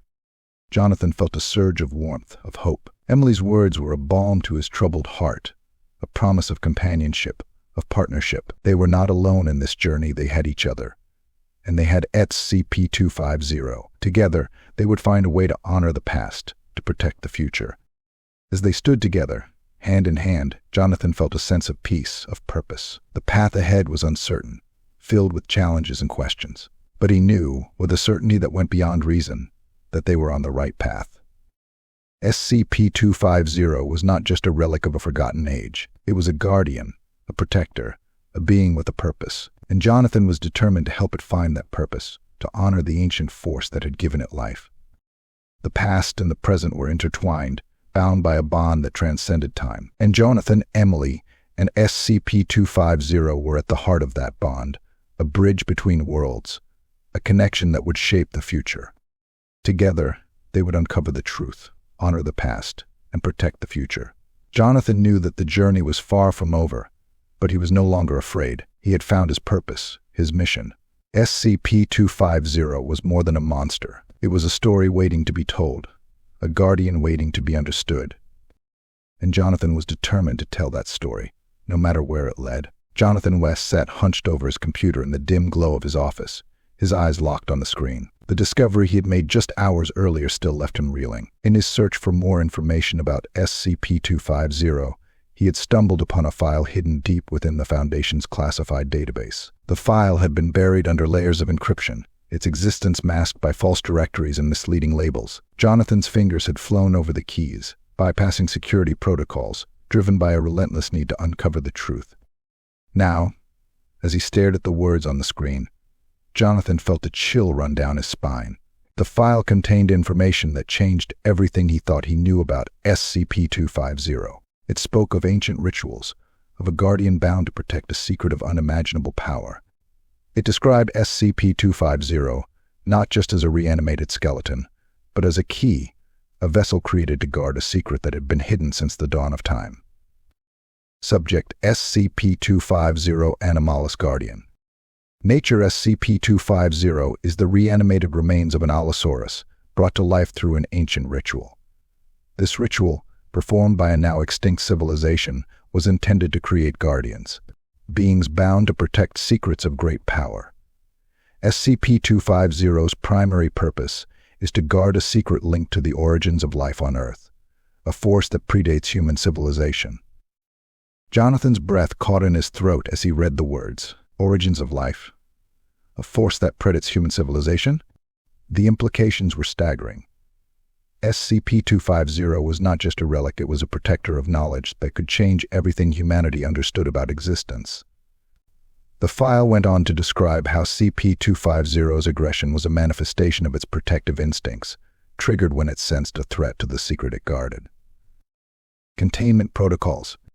SCP-250 must be contained at all costs. The potential implications of its abilities and the knowledge it protects pose a significant threat to global security. The Foundation has deemed it necessary to withhold this information from all but the highest levels of clearance. Knowledge of SCP-250's true nature is to be restricted to avoid the risk of dissemination. Jonathan's hands shook as he scrolled through the file. The Foundation had always known, what SCP-250 was, what it protected. They had kept this knowledge hidden, locked away, fearing the consequences of its revelation. Jonathan felt a surge of anger, of betrayal. He had dedicated his life to the Foundation, to the pursuit of knowledge, of truth, and now he found that they had been lying to him, withholding the very truth he had been seeking. His mind raced, grappling with the weight of the revelation. The secret that SCP-250 guarded was not just a historical curiosity, it was a force, a power that could reshape the world. The origins of life, what did that mean? Did it hold answers to the questions that had plagued humanity for millennia? Or was it a danger, a force that could bring about destruction if unleashed? Jonathan leaned back in his chair, his thoughts a whirlwind of confusion and doubt. His loyalty to the Foundation had always been unwavering, his belief in their mission absolute. But now, he felt that certainty slipping away. SCP-250 was more than an anomaly to be contained, more than a threat to be neutralized. It was a guardian, a protector of a truth that transcended time. And Jonathan could not shake the feeling that this truth needed to be known, that the secret SCP-250 guarded was not meant to be hidden away. The door to his office creaked open, and Jonathan looked up to see Emily standing in the doorway, her face etched with concern. She had sensed his unease, his turmoil, and had come to find him. Her presence was a comfort, a reminder that he was not alone in his struggle. "Jonathan," she said softly, closing the door behind her. "You've been in here for hours. What's going on?" Jonathan hesitated, his eyes flickering back to the screen. He trusted Emily more than anyone else. She had stood by him, shared his doubts, his fears. She deserved to know the truth. "I found something," he said quietly, his voice trembling. "A file in the Foundation's database. It's about SCP-250, about what it really is." Emily moved closer, her eyes narrowing with concern. "What do you mean? What did you find?" Jonathan took a deep breath, steadying himself. SCP-250 is more than just a reanimated skeleton. It's a guardian created by an ancient civilization to protect a secret linked to the origins of life. The Foundation has been keeping it hidden, fearing what would happen if the truth got out. Emily's eyes widened, shock and disbelief crossing her face. The origins of life. That's incredible. Why would they keep that hidden? Because they're afraid, Jonathan replied, his voice bitter. Afraid of what it could mean, of what it could do. They see SCP-250 as a threat, something to be contained, controlled. But it's not a threat, Emily. It's a protector, a guardian. It was created to keep something safe, something important. Emily's expression softened, her eyes filled with understanding. And you think we should reveal the truth? Let people know what SCP-250 really is. Jonathan hesitated, torn between his loyalty to the Foundation and his growing sense of duty to SCP-250. I don't know, he admitted. Part of me feels like the truth needs to be known, that we can't keep something like this hidden. But another part of me knows that revealing it could be dangerous. If the wrong people found out, it could cause chaos, destruction. I don't know what to do. Emily reached out, her hand covering his. Jonathan, whatever you decide, I'm with you. We've come this far together, and I'm not going to abandon you now. But you need to think about what's best, not just for the Foundation, but for SCP-250. It's more than just a creature, it's a being with a purpose, a mission. We need to honor that, to respect what it was created for. Jonathan nodded, his heart heavy with the weight of the decision before him. He knew Emily was right.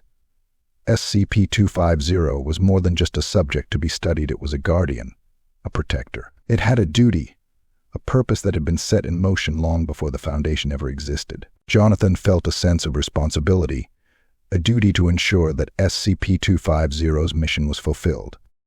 He stood, his resolve hardening. I need to talk to SCP-250, he said, his voice steady. I need to understand what it wants, what it's protecting. If I can do that, maybe I can find a way to honor its purpose, to keep it safe without hiding the truth. Emily nodded, her eyes filled with support. I'll help you, Jonathan. Whatever you need, I'll be there. Together, they made their way to SCP-250's containment chamber, their footsteps echoing in the silence of the halls. The air was thick with tension, a sense of anticipation that seemed to vibrate through the walls. Jonathan's heart pounded in his chest, his mind racing with questions, with doubts. As they entered the chamber, Jonathan felt a surge of emotion as he looked at SCP-250. The Allosaurus skeleton stood tall, its bones glowing faintly, the symbols on its bones pulsing with an ancient energy. Jonathan approached the glass, his eyes meeting SCP-250's hollow gaze. He felt a connection, a bond that transcended time, a recognition that spoke of trust, of understanding. Can you hear me? Jonathan whispered, his voice trembling. I know what you are. I know what you were created to protect. Please help me understand. What is your purpose? What secret are you guarding? SCP-250's head tilted, its eye sockets locking onto Jonathan. The air around them seemed to hum with energy, a resonance that filled the chamber with a quiet power. Jonathan felt a presence, a consciousness reaching out, a silent voice that spoke in whispers and thoughts. Protect. Guard. Life.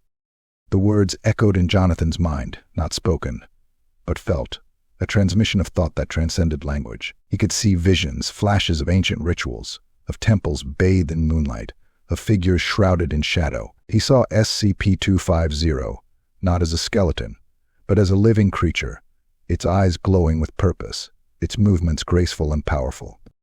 Jonathan's heart ached with the weight of the knowledge, the truth that had been hidden for millennia. SCP-250 was not just a guardian, it was a protector of life, a sentinel bound to safeguard a force that transcended time, a force that had given birth to existence itself. The secret it guarded was not just the origins of life, but the essence of creation, a power that could shape worlds, that could bring life or destruction. Jonathan felt tears prick his eyes as he looked at SCP-250, his voice breaking. I understand now, he whispered. You're not a monster. You're a guardian, a protector of something precious, something sacred. I promise I will honor your purpose. I will protect you and the secret you guard. I will not let the truth be forgotten. SCP-250's posture relaxed, its head lowering, its bones glowing with a soft light. Jonathan felt a sense of peace, of acceptance. The bond between them was complete, a connection that transcended time and space. Jonathan knew that he had found his purpose, his mission. He would protect SCP-250, honor its role, and ensure that the truth it guarded was kept safe.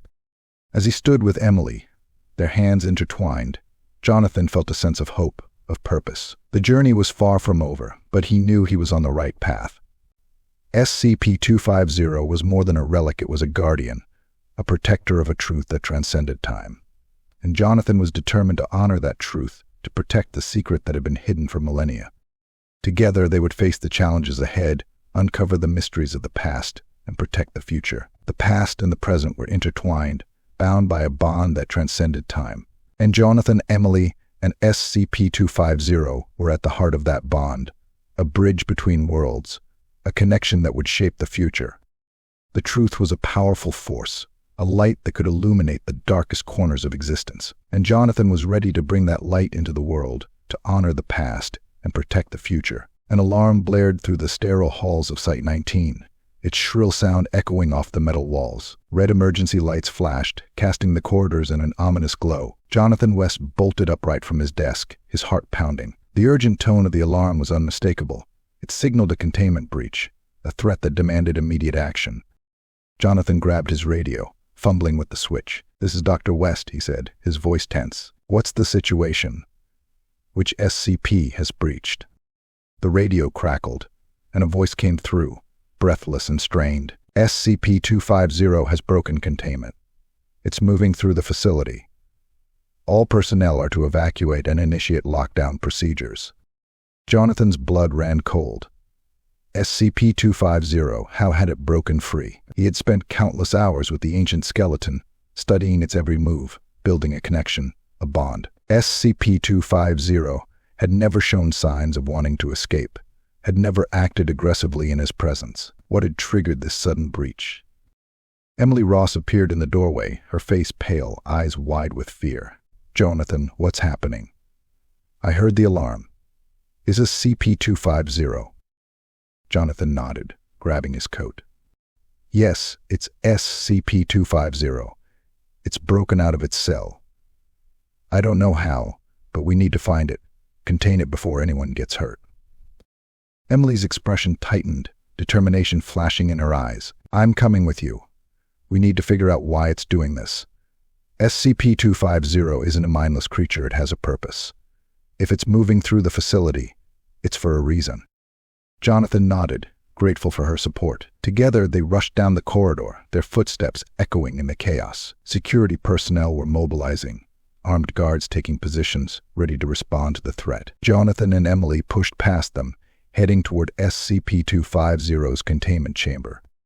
As they approached, Jonathan's mind raced with possibilities. SCP-250 had been calm, almost docile in his presence. It had shown no signs of aggression, no desire to escape. What had changed? What was it searching for?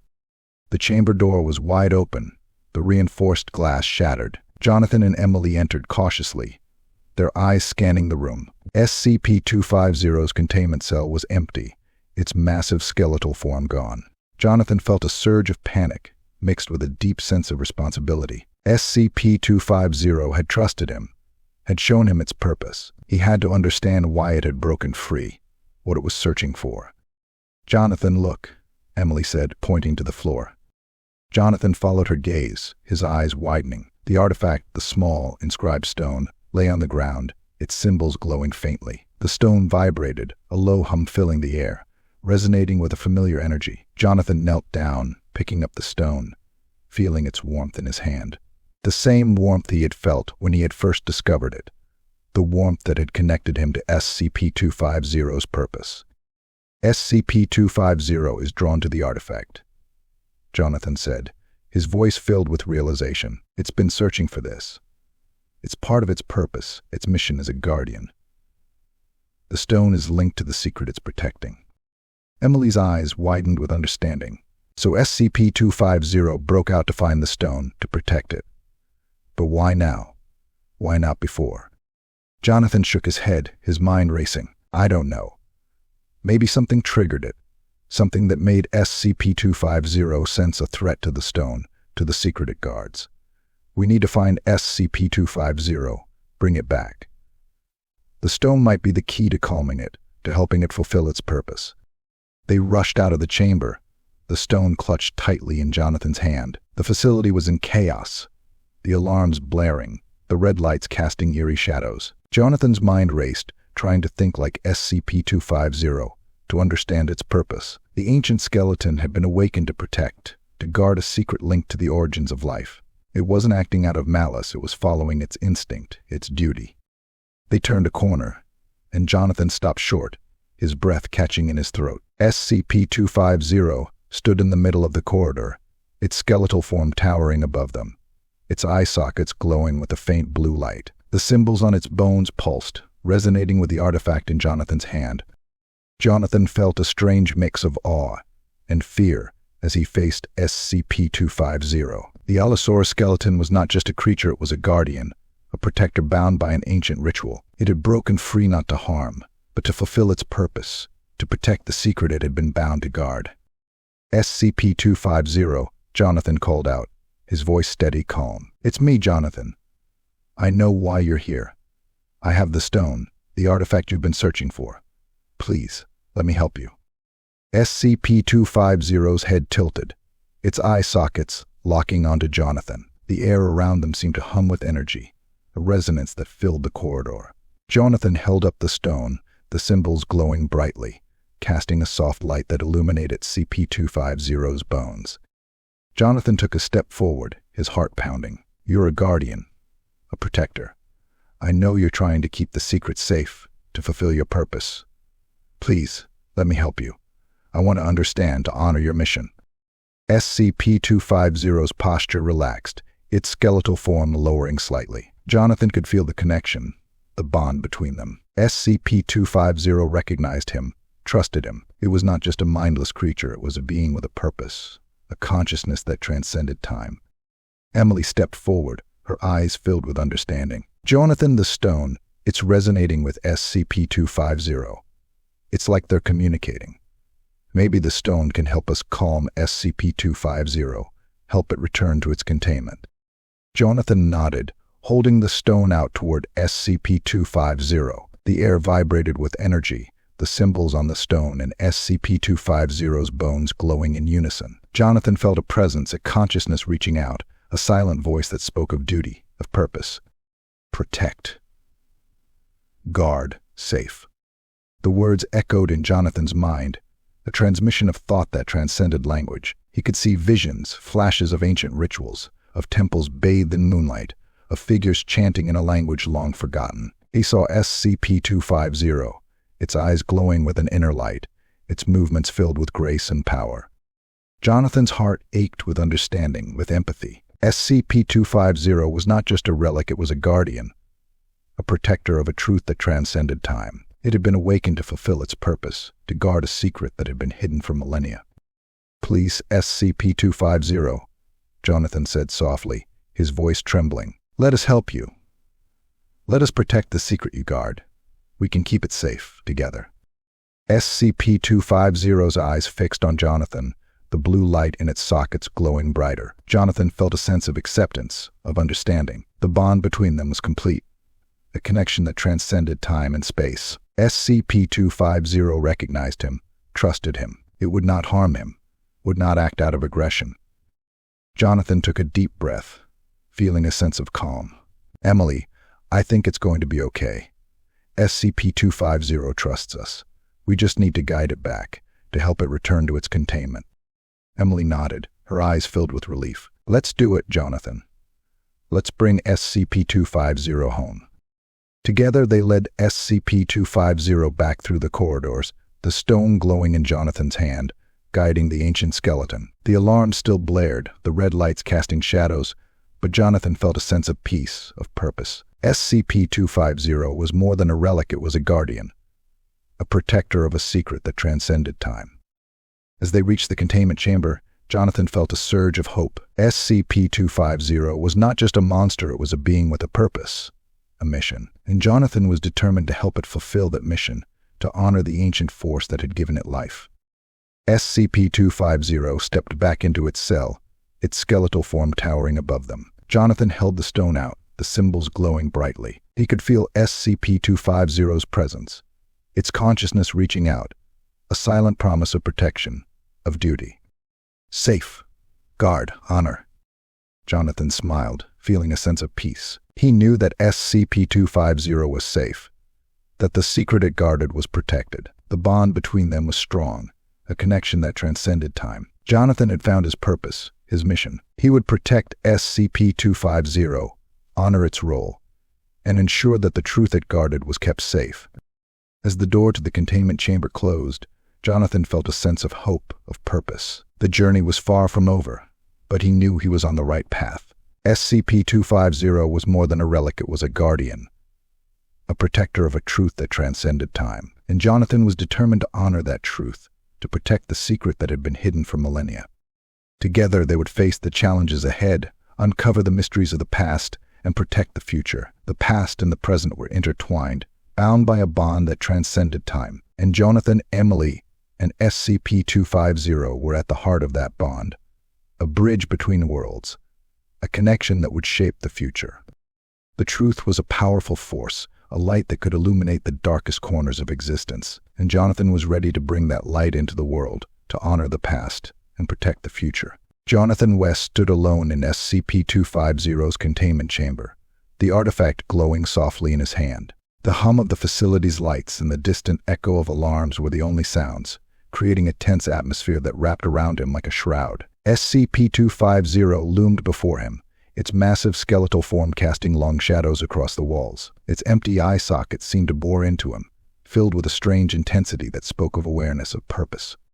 Jonathan's heart pounded in his chest, his mind racing with a mix of fear and determination. SCP-250 had broken out of its containment, driven by an instinctual need to protect the artifact, to fulfill its role as a guardian. Jonathan had managed to lead it back to the chamber, using the artifact's resonance to guide it. But now he stood at a crossroads, facing SCP-250 in a standoff that would test the bond they had formed.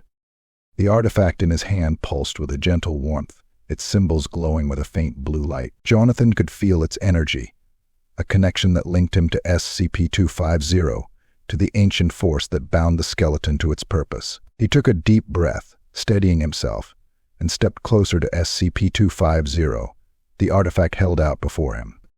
SCP-250, Jonathan said softly, his voice calm and steady. I know you can hear me.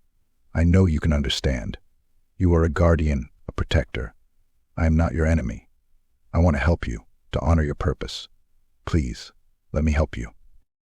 SCP-250's head tilted, its skeletal jaws parting slightly. Jonathan felt a shiver run down his spine as the air around them seemed to thrum with energy. He could see the symbols on SCP-250's bones glowing, matching the patterns on the artifact. The ancient skeleton's movements were slow, deliberate, as if trying to convey a message, a thought. Jonathan held his breath, watching as SCP-250 lifted one skeletal arm, pointing toward the artifact. The gesture was unmistakable, a silent communication that spoke of recognition, of understanding. Jonathan felt a surge of relief, of hope. SCP-250 was responding to him, to the artifact. It was trying to communicate, to convey its desires, its purpose.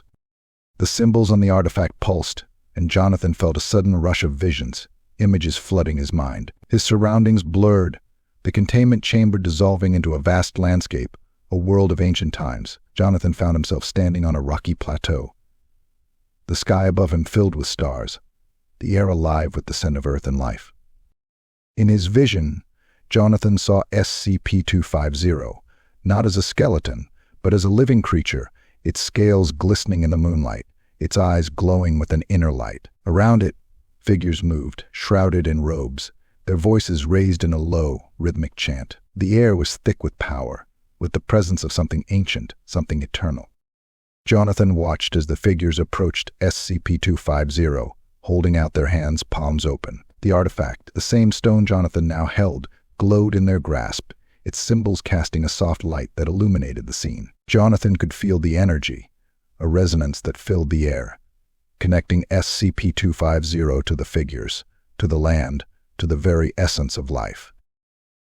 The vision shifted, and Jonathan saw SCP-250 standing before a massive temple, its stone walls carved with symbols that matched those on the artifact. The figures chanted, their voices rising, and SCP-250 moved, taking its place before the temple, its posture regal, its eyes filled with purpose. Jonathan understood then, SCP-250 was not just a guardian, it was a sentinel, a protector of a sacred place, of a truth that transcended time. The vision faded, and Jonathan found himself back in the containment chamber, the artifact still glowing in his hand. SCP-250 stood before him, its skeletal form still, its eyes fixed on him with a gaze that spoke of recognition, of a shared understanding. Jonathan's breath came in ragged gasps, his mind reeling from the intensity of the vision. SCP-250, Jonathan whispered, his voice trembling. I understand now. You are a guardian, a protector of something sacred, something ancient. You were awakened to fulfill your purpose, to guard a secret that transcends time. You want to return to your role, to protect what you were bound to guard. SCP-250's head lowered, its posture relaxing, as if acknowledging Jonathan's words. Jonathan felt a sense of peace, of acceptance. The bond between them was strong, a connection that transcended time and space. SCP-250 was not just a relic, it was a being with a purpose, a consciousness that had been awakened to protect, to guard. Jonathan took a step closer, his hand outstretched, the artifact glowing brightly. I will help you, SCP-250, he said softly. I will help you fulfill your purpose, to honor the ancient force that gave you life. Together we will protect the secret you guard, the truth that transcends time. SCP-250's skeletal arm moved, reaching out toward Jonathan, its fingers closing around the artifact. Jonathan felt a surge of energy, a resonance that filled the chamber, connecting him to SCP-250, to the ancient force that bound them. The air seemed to vibrate with power, with a sense of purpose that transcended time.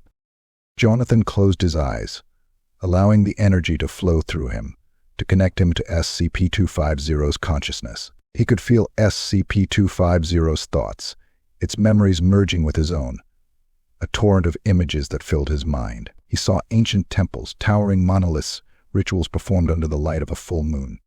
He felt SCP-250's sense of duty, of purpose, a drive to protect, to guard a truth that had been hidden for millennia. As the visions faded, Jonathan opened his eyes, his heart filled with a sense of peace, of understanding. SCP-250's skeletal form stood before him, its eyes glowing softly, its posture relaxed. Jonathan knew then, with a certainty that went beyond reason, that they had found a way to honor SCP-250's purpose, to protect the secret it guarded. Thank you, SCP-250, Jonathan said softly, his voice filled with reverence. I promise we will honor your purpose, protect the truth you guard. You are not alone. We will stand with you, as guardians, as protectors. SCP-250's head lowered, a silent gesture of acceptance, of trust. Jonathan felt a warmth in his heart, a connection that bound him to SCP-250, to the ancient force that had given it life. They were more than just a scientist and a subject, they were partners, allies in a quest to honor the past, to protect the future. As the containment chamber filled with a soft, calming light, Jonathan knew that the journey was far from over, but he was no longer afraid.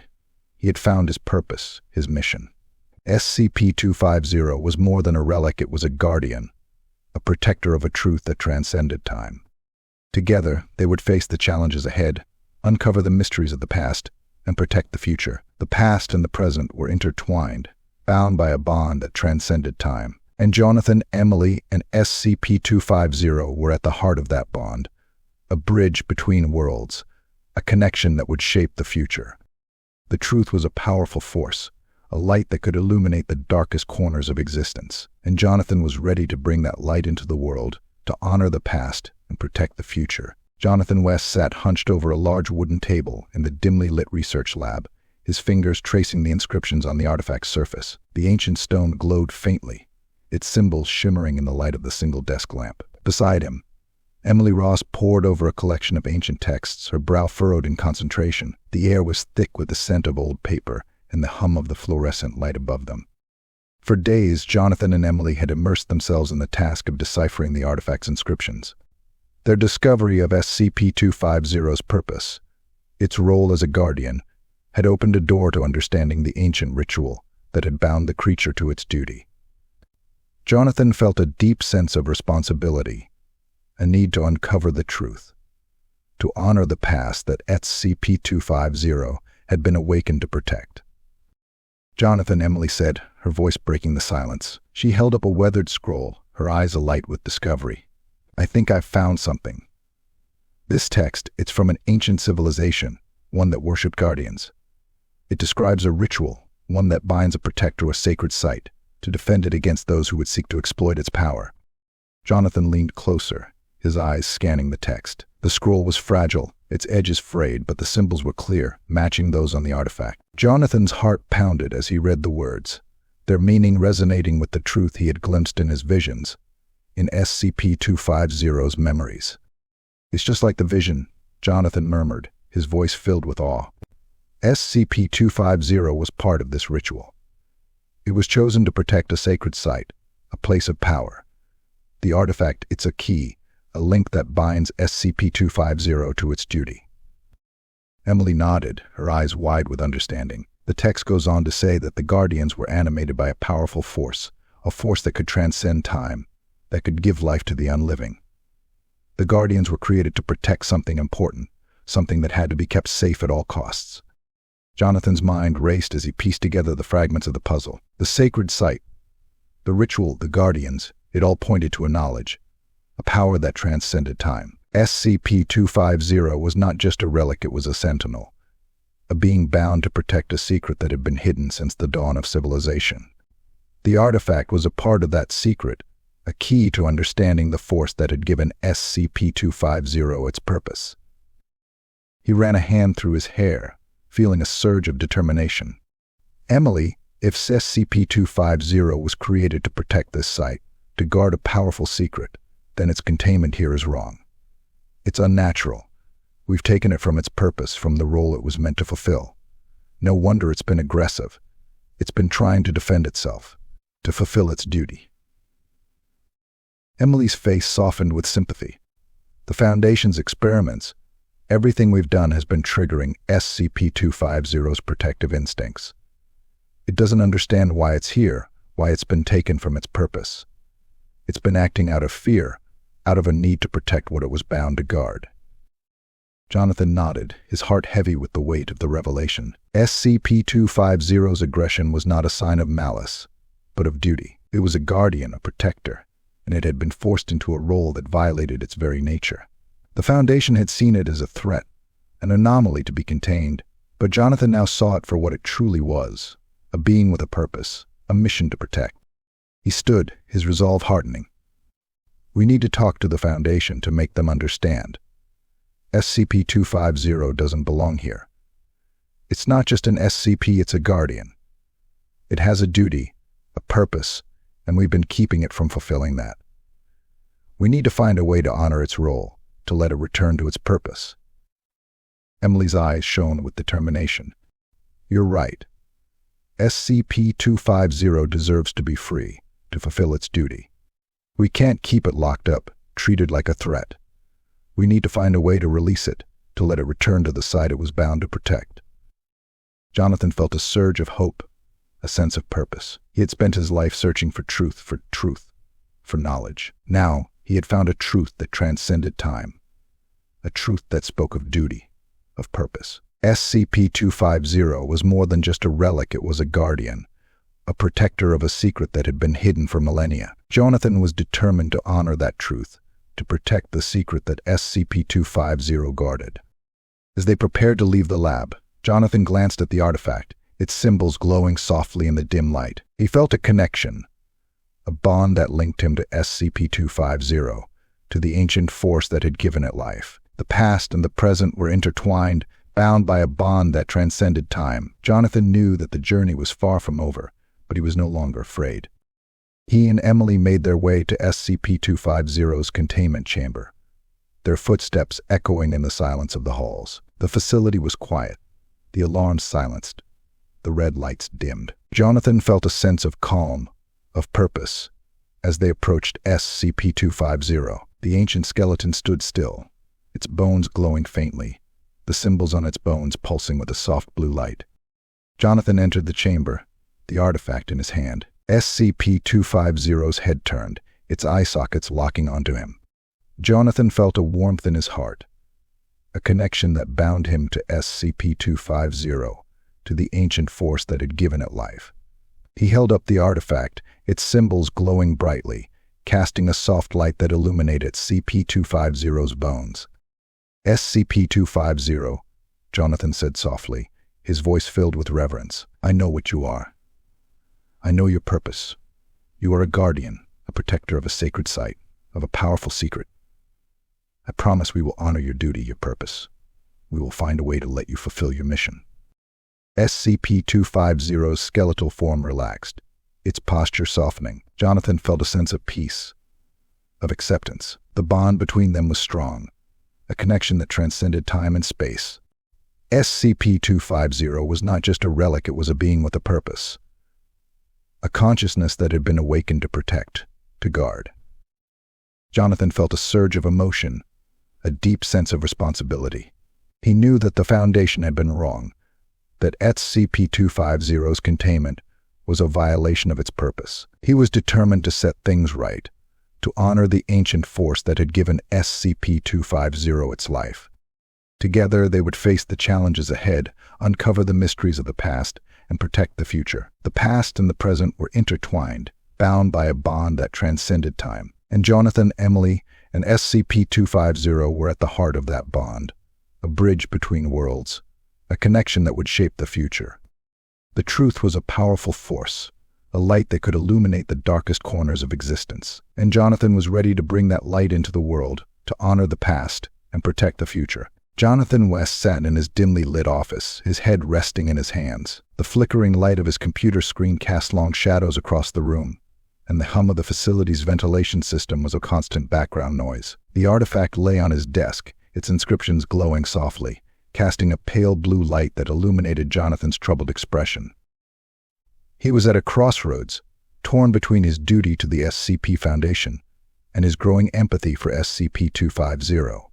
The Foundation's mandate was clear: contain and study anomalies, protect humanity from the unknown. But Jonathan's recent discoveries had shifted his perspective, made him question the very principles he had once held dear. SCP-250 was more than an anomaly, it was a guardian, a protector of a truth that transcended time. Its containment felt wrong, a violation of its purpose.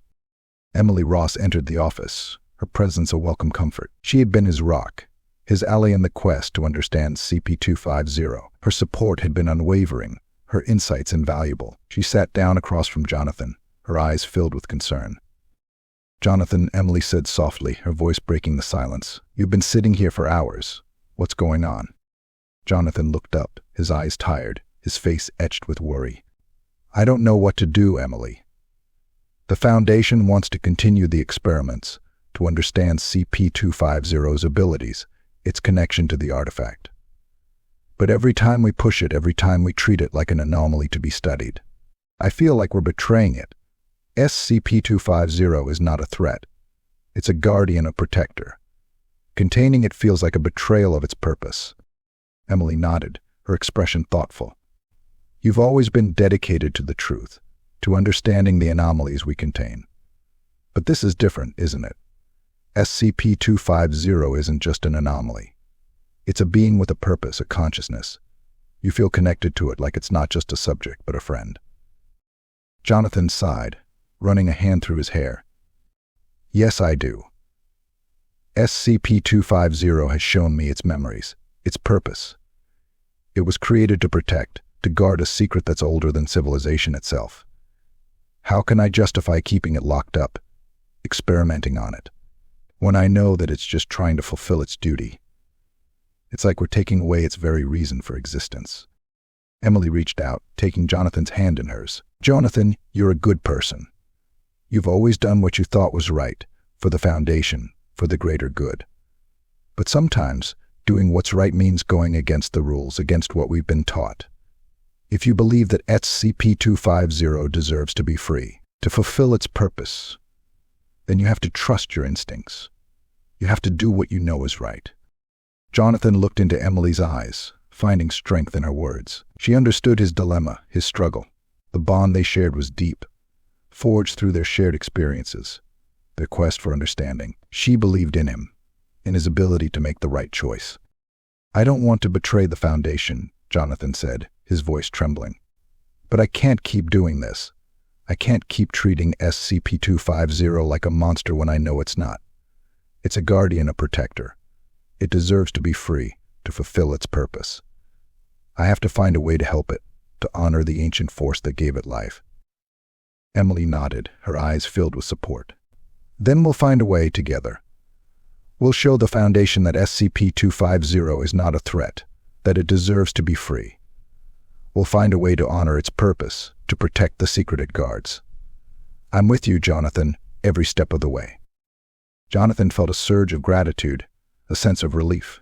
He was not alone in this journey. He had Emily by his side, and together they would find a way to do what was right. The path ahead was uncertain, filled with challenges, but Jonathan knew he was on the right path. He would honor SCP-250's purpose, protect the secret it guarded, and ensure that the truth it represented was kept safe. The days that followed were filled with tension as Jonathan and Emily worked to find a solution. They spent hours in the archives, searching for clues, for anything that could help them understand the ritual that had bound SCP-250 to its duty. They reviewed the Foundation's records, seeking a way to communicate with SCP-250, to find a way to release it from its containment without causing harm. Jonathan's interactions with SCP-250 became a source of comfort, a refuge from the uncertainty that plagued him. He spent long hours in the containment chamber, sitting quietly, speaking softly to the ancient skeleton. SCP-250's presence was calming, its skeletal form a reminder of the ancient wisdom it carried, the purpose it was bound to fulfill. Jonathan felt a connection, a bond that transcended time, a silent understanding that spoke of trust, of friendship. As Jonathan and Emily continued their research, they found themselves grappling with ethical dilemmas that went beyond SCP-250. The Foundation's methods, its mandate to contain and control, had always seemed justified, necessary to protect humanity from the unknown. But now, Jonathan questioned whether containment was always the right answer. Was it right to keep beings like SCP-250 locked away, stripped of their purpose, their identity? Jonathan knew that the Foundation's mission was to protect, to keep dangerous anomalies from causing harm. But SCP-250 was not dangerous, it was a guardian, a protector. Its purpose was to safeguard a secret, to honor an ancient force. Containing it felt like a betrayal, a violation of the very principles that the Foundation stood for. "Emily," Jonathan said one evening, as they sat in his office, surrounded by ancient texts and research papers, "do you ever wonder if we're doing the right thing? If the Foundation's methods are really the best way to protect humanity?" Emily looked up, her eyes thoughtful. "I've been thinking about that a lot lately. The Foundation's mission is important, but maybe we've lost sight of what it means to protect. Not every anomaly is a threat. Some, like SCP-250, have a purpose, a duty that we shouldn't interfere with. Maybe we need to find a way to work with them, to understand their purpose, instead of just locking them up." Jonathan nodded, feeling a sense of clarity. "You're right. SCP-250 has shown me that there's more to protection than just containment. It's about understanding, about honoring the purpose that these beings were created for. We need to find a way to balance the Foundation's mission with respect for the beings we contain." Emily smiled, her eyes filled with warmth. "I believe in you, Jonathan. I know you'll find a way to do what's right, for SCP-250, for the Foundation, for all of us. You have the heart of a guardian, just like SCP-250.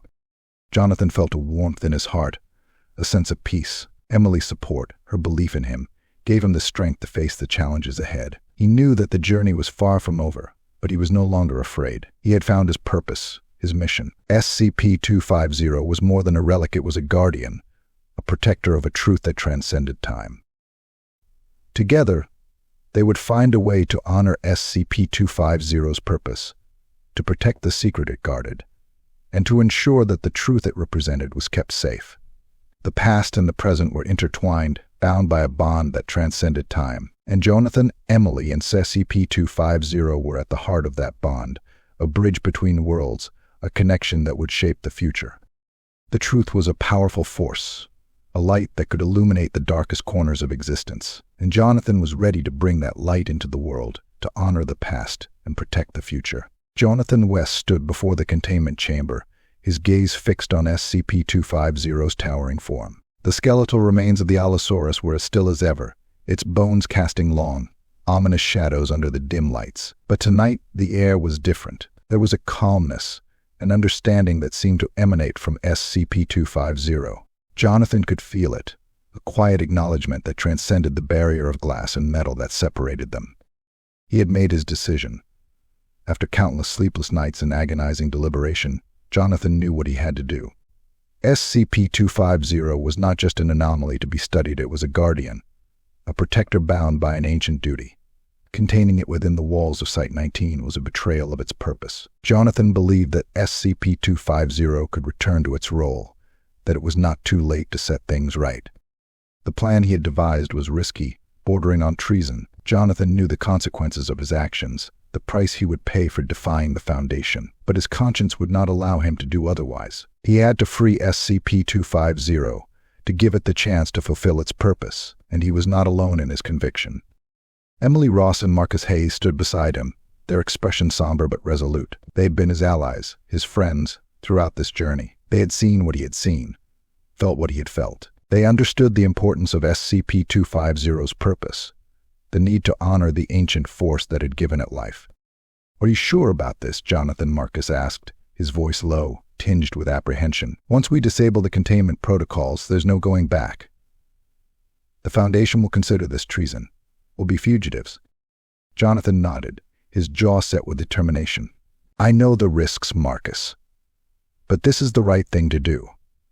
SCP-250 deserves to be free, to return to its role as a guardian. Keeping it contained here, treating it like a threat, it's a violation of everything it was created to protect. We have to trust that SCP-250 knows its purpose, that it will fulfill its duty once it's free." Emily placed a reassuring hand on Jonathan's shoulder, her eyes filled with unwavering support. "We're with you, Jonathan. SCP-250 has shown us that it's more than capable of understanding its purpose. It's a guardian, a protector. We've seen the memories, the visions. We know what it was meant to do. We'll help you, no matter what." Jonathan felt a surge of gratitude, a warmth that filled his heart. Emily and Marcus's support gave him the strength to face the challenges ahead. They were more than just colleagues, they were his partners in this quest for truth for a standing. Together, they would honor SCP-250's purpose, protect the secret it guarded, and ensure that the truth it represented was kept safe. "All right," Jonathan said, taking a deep breath. "Let's go over the plan one more time. We need to disable the containment protocols without triggering an alarm. Marcus, you'll handle the security systems. Emily, you'll monitor SCP-250's vitals. Make sure it stays calm. I'll disable the physical locks and open the chamber doors.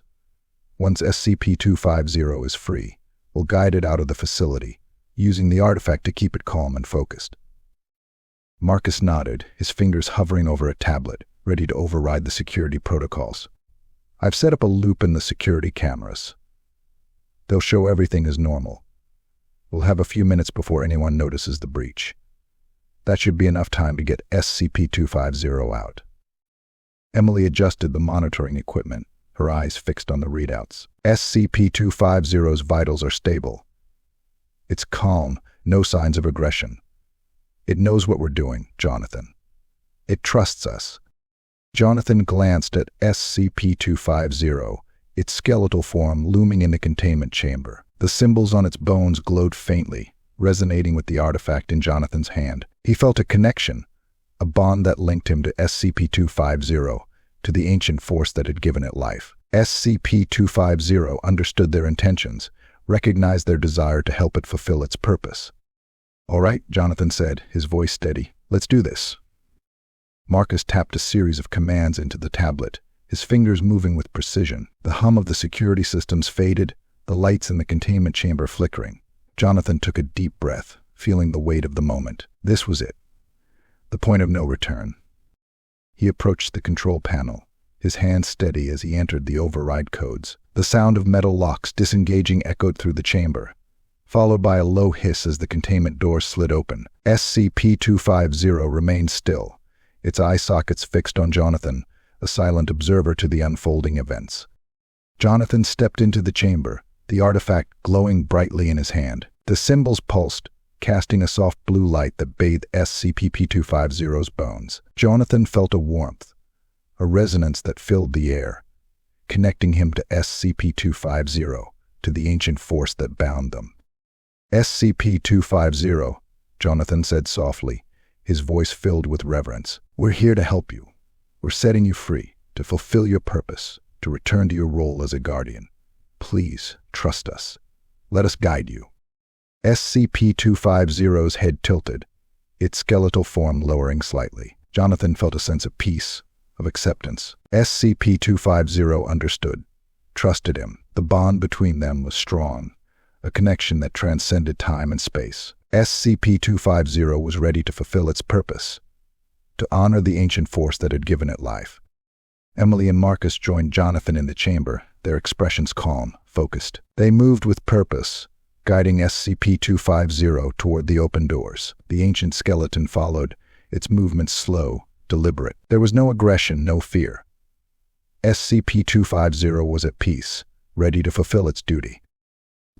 The team moved through the facility, SCP-250 following closely, its eyes glowing softly. The corridors were silent, the hum of the facility systems a distant background noise. Jonathan felt a sense of clarity, a sense of rightness. This was what SCP-250 was meant to do, what it had been created to protect. They were setting it free, honoring its purpose. As they approached the exit, Jonathan felt a surge of hope. SCP-250 would be free, would return to its role as a guardian, a protector of a truth that transcended time. They had done the right thing, had honored SCP-250's purpose, had trusted in its duty. Suddenly, the sound of footsteps echoed through the corridor, and Jonathan's heart skipped a beat. A group of security personnel rounded the corner, their eyes widening in shock as they took in the sight of SCP-250, free from its containment. "Stop right there," one of the guards shouted, raising his weapon. Jonathan stepped forward, his hands raised in a gesture of peace. "Wait, we're not a threat. SCP-250 is not a threat. We're just trying to help it fulfill its purpose, to return to its role as a guardian." The guards hesitated, their eyes flicking between Jonathan, Emily, Marcus, and the massive skeletal form of SCP-250. The tension was palpable, the air thick with uncertainty. Jonathan felt a surge of desperation, a need to make them understand. "Please," Jonathan pleaded, his voice steady. SCP-250 is a protector, a guardian of a truth that's older than civilization itself. We're not trying to escape, we're trying to honor its purpose. You have to trust us."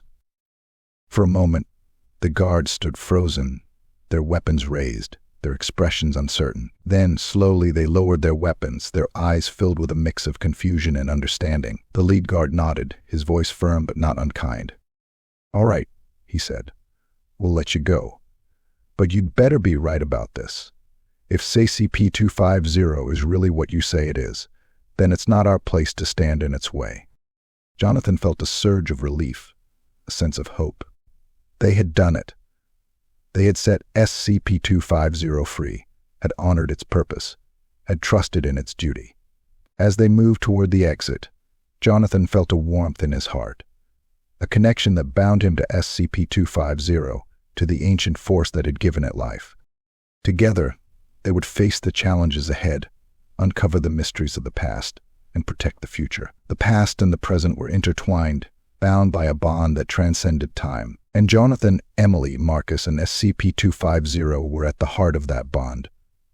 A bridge between worlds, a connection that would shape the future.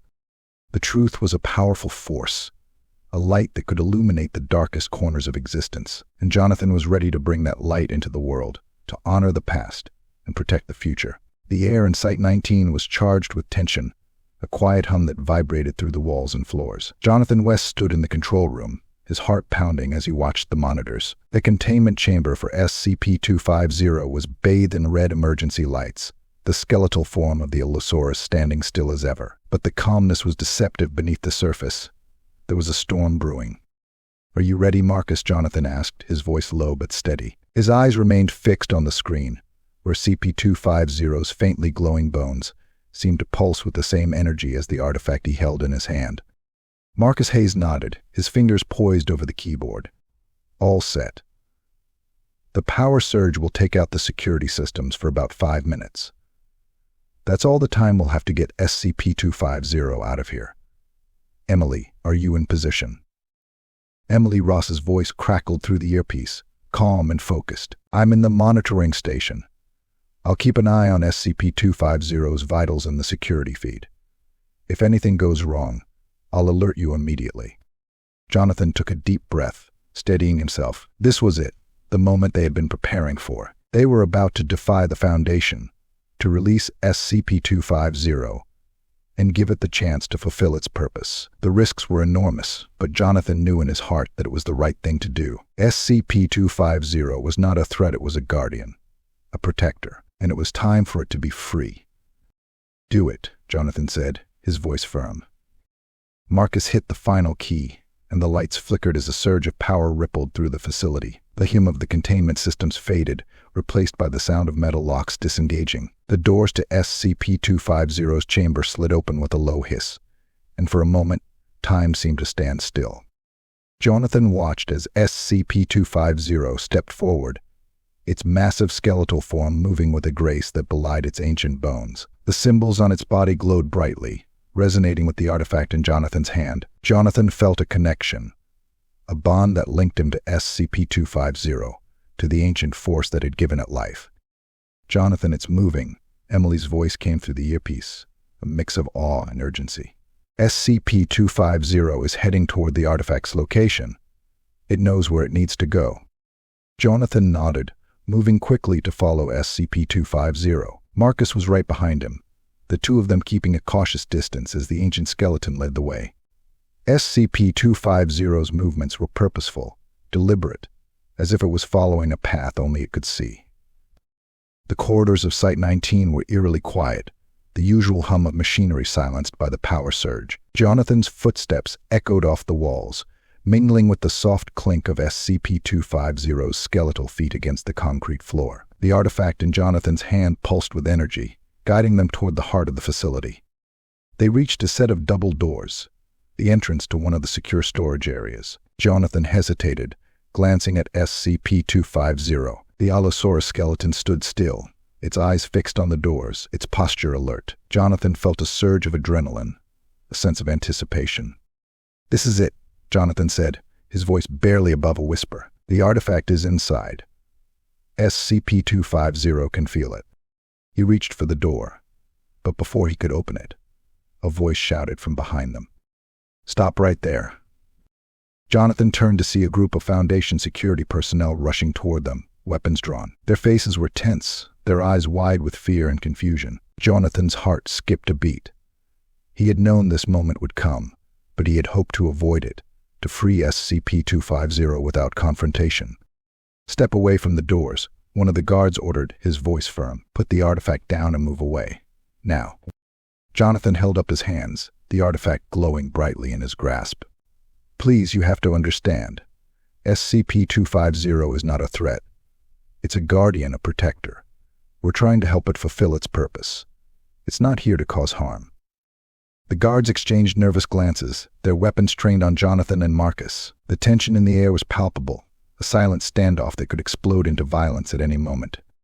Jonathan, what are you doing? One of the guards demanded, his voice strained. You're committing treason.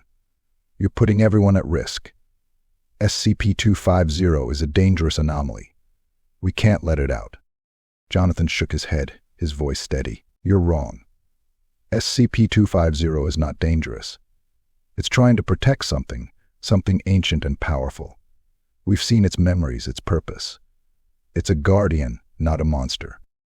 The guards hesitated, their eyes flicking between Jonathan, Marcus, and SCP-250. The air was thick with uncertainty, the weight of the decision pressing down on them. Suddenly, SCP-250 moved, stepping forward to place itself between Jonathan and the guards. Its massive skeletal form towered over them, its eye sockets glowing with a fierce light. Jonathan felt a surge of emotion, a sense of awe. SCP-250 was protecting them, shielding them from harm. The guards stepped back, their weapons wavering. The sight of SCP-250, standing tall, its posture defensive, was enough to give them pause. Jonathan took a step forward, his voice calm but firm. Please, lower your weapons, Jonathan said. SCP-250 is not here to fight. It's here to protect. It understands what we're doing. It knows its purpose. We need to let it fulfill that purpose. For a moment, the only sound was the soft hum of the artifact, the glowing light casting shadows on the walls. The guards looked at each other, uncertainty in their eyes. Then, slowly, one by one, they lowered their weapons, their expressions resigned. "All right," the lead guard said, his voice weary. "But you'd better be right about this, Jonathan. If SCP-250 is really a guardian, if it's here to protect, then we'll let it do its job. But if you're wrong..." Jonathan nodded, his heart pounding. "I understand. Thank you." He turned back to the doors, pushing them open. The room beyond was filled with shelves, each one lined with artifacts, relics of 1,000 different anomalies. In the center of the room, a pedestal held a small stone, its surface covered in glowing symbols, identical to those on SCP-250's bones. Jonathan approached the pedestal, the artifact in his hand resonating with the stone. SCP-250 stepped forward, its skeletal form moving with a purpose that was unmistakable. Jonathan felt a surge of energy, a connection that filled the room, linking him to SCP-250, to the ancient force that had given it life. "This is what you were meant to protect," Jonathan said softly, his voice filled with reverence. "This is your purpose, SCP-250. To guard this, to keep it safe." SCP-250's head lowered, a gesture of acknowledgement, of understanding. Jonathan felt a warmth in his heart, a sense of peace. They had done it. They had set SCP-250 free, had honored its purpose, had trusted in its duty.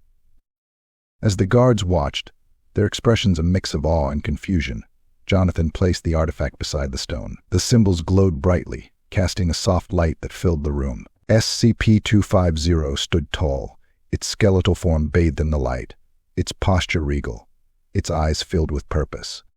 Jonathan knew that the journey was far from over. There were still challenges ahead, questions that needed answers, but he was no longer afraid. He had found his purpose, his mission. SCP-250 was more than a relic. It was a guardian, a protector of a truth that transcended time. Together, they would face the challenges ahead, uncover the mysteries of the past, and protect the future. The past and the present were intertwined, bound by a bond that transcended time, and Jonathan, Emily, Marcus, and SCP-250 were at the heart of that bond.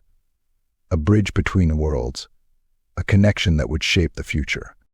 The truth was a powerful force, a light that could illuminate the darkest corners of existence, and Jonathan was ready to bring that light into the world, to honor the past and protect the future. The air in the secure storage room thrummed with a palpable energy, the kind that made the hair on Jonathan West's arms stand on end. SCP-250 stood before him, its skeletal form illuminated by the soft blue glow emanating from the artifact and the stone. Jonathan's heart beat in sync with the pulsing light, a rhythm that seemed to resonate with the very essence of the ancient guardian before him. Jonathan approached the pedestal, the artifact glowing warmly in his hand. He felt a deep connection to SCP-250, a bond that transcended time, as if he were a part of the ancient force that had animated the Allosaurus. His mind was filled with the visions he had seen, the rituals, the temples, the sacred duty that SCP-250 had been bound to protect. Now, standing in this room filled with relics of the past, Jonathan knew they were on the verge of something profound. "Are you ready?" Jonathan asked, his voice barely above a whisper. SCP-250's head tilted slightly, its empty eye sockets seeming to look through Jonathan and beyond, as if seeing a world that was hidden from human eyes. The symbols on its bones pulsed with light, resonating with the energy that filled the room. Jonathan took a deep breath, feeling the weight of the moment. This was the culmination of everything they had discovered, everything they had fought for. It was time to set SCP-250 free, to let it return to its ancient role. Jonathan carefully placed the artifact on the pedestal, directly beside the stone. The two objects seemed to vibrate in unison, their symbols glowing with a light that grew brighter with each passing second. Jonathan stepped back, his eyes fixed on SCP-250. The Allosaurus skeleton stood still, its gaze locked on the artifact. Suddenly, a surge of energy erupted from the pedestal, enveloping SCP-250 in a blinding light. Jonathan shielded his eyes, the intensity of the glow forcing him to look away. The air crackled with power, a deep hum filling the room, drowning out all other sounds. Jonathan could feel the energy pulsing through him, a connection that linked him to SCP-250, to the ancient force that had given it life. When the light began to fade, Jonathan lowered his hand, blinking against the afterimages that danced before his eyes. What he saw took his breath away. SCP-250 was no longer just a skeleton of bones. It was surrounded by a shimmering aura, a mysterious energy that outlined its form, making it appear both solid and ethereal. The symbols on its bones glowed with a radiant light, casting intricate patterns on the walls. In that moment, Jonathan saw SCP-250's true form, not just as an Allosaurus, but as a guardian, a protector bound by a duty that transcended time. The energy that enveloped it was ancient, powerful, a force that resonated with the artifact, with the very essence of life. Jonathan felt a deep sense of awe, of reverence. This was SCP-250's true nature, the guardian that had been hidden beneath the bones, now revealed.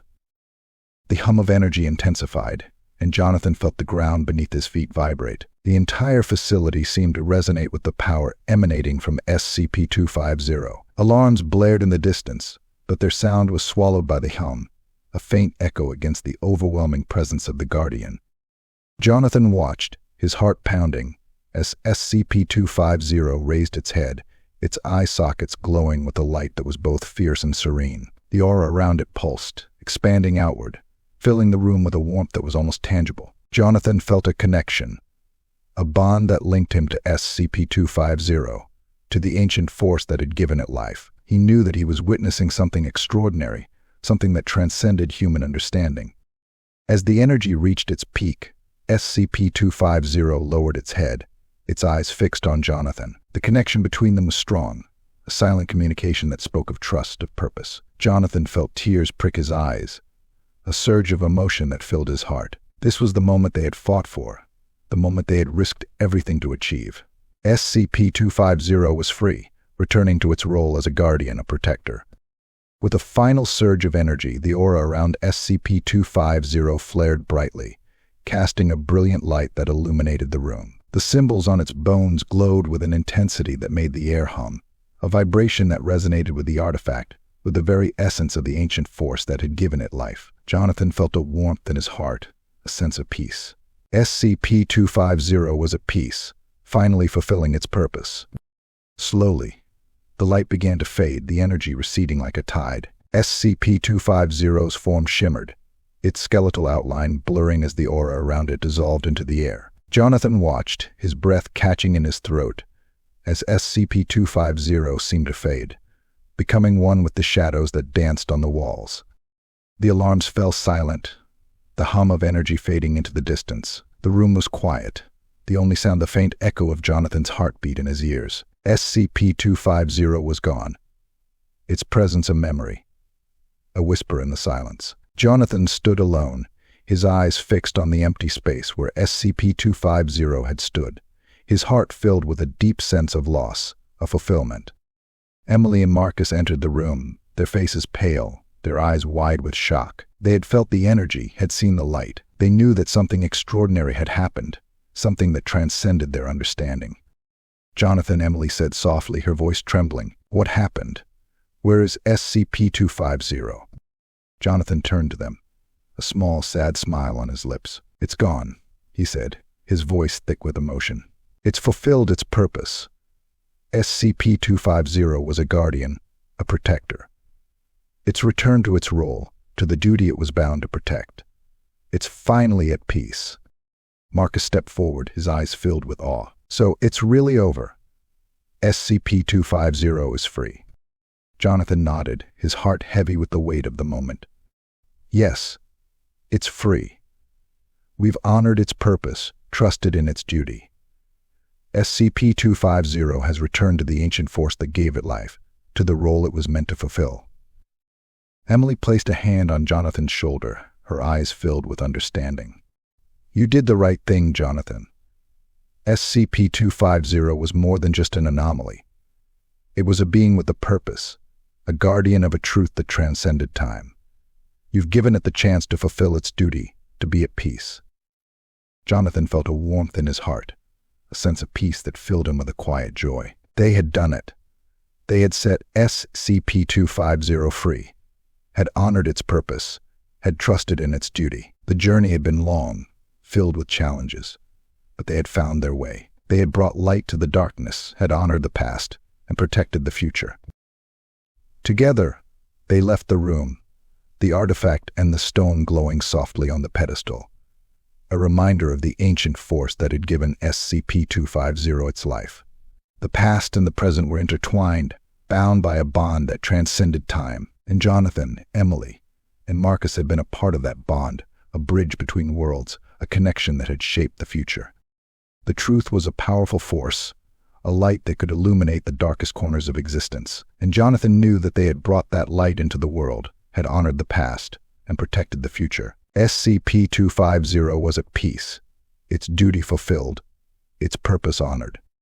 As they walked through the silent halls of Site-19, Jonathan felt a sense of hope, a sense of purpose. The journey was far from over, but he was no longer afraid. He had found his purpose, his mission, to honor the past, to protect the future, and to bring light to the darkness.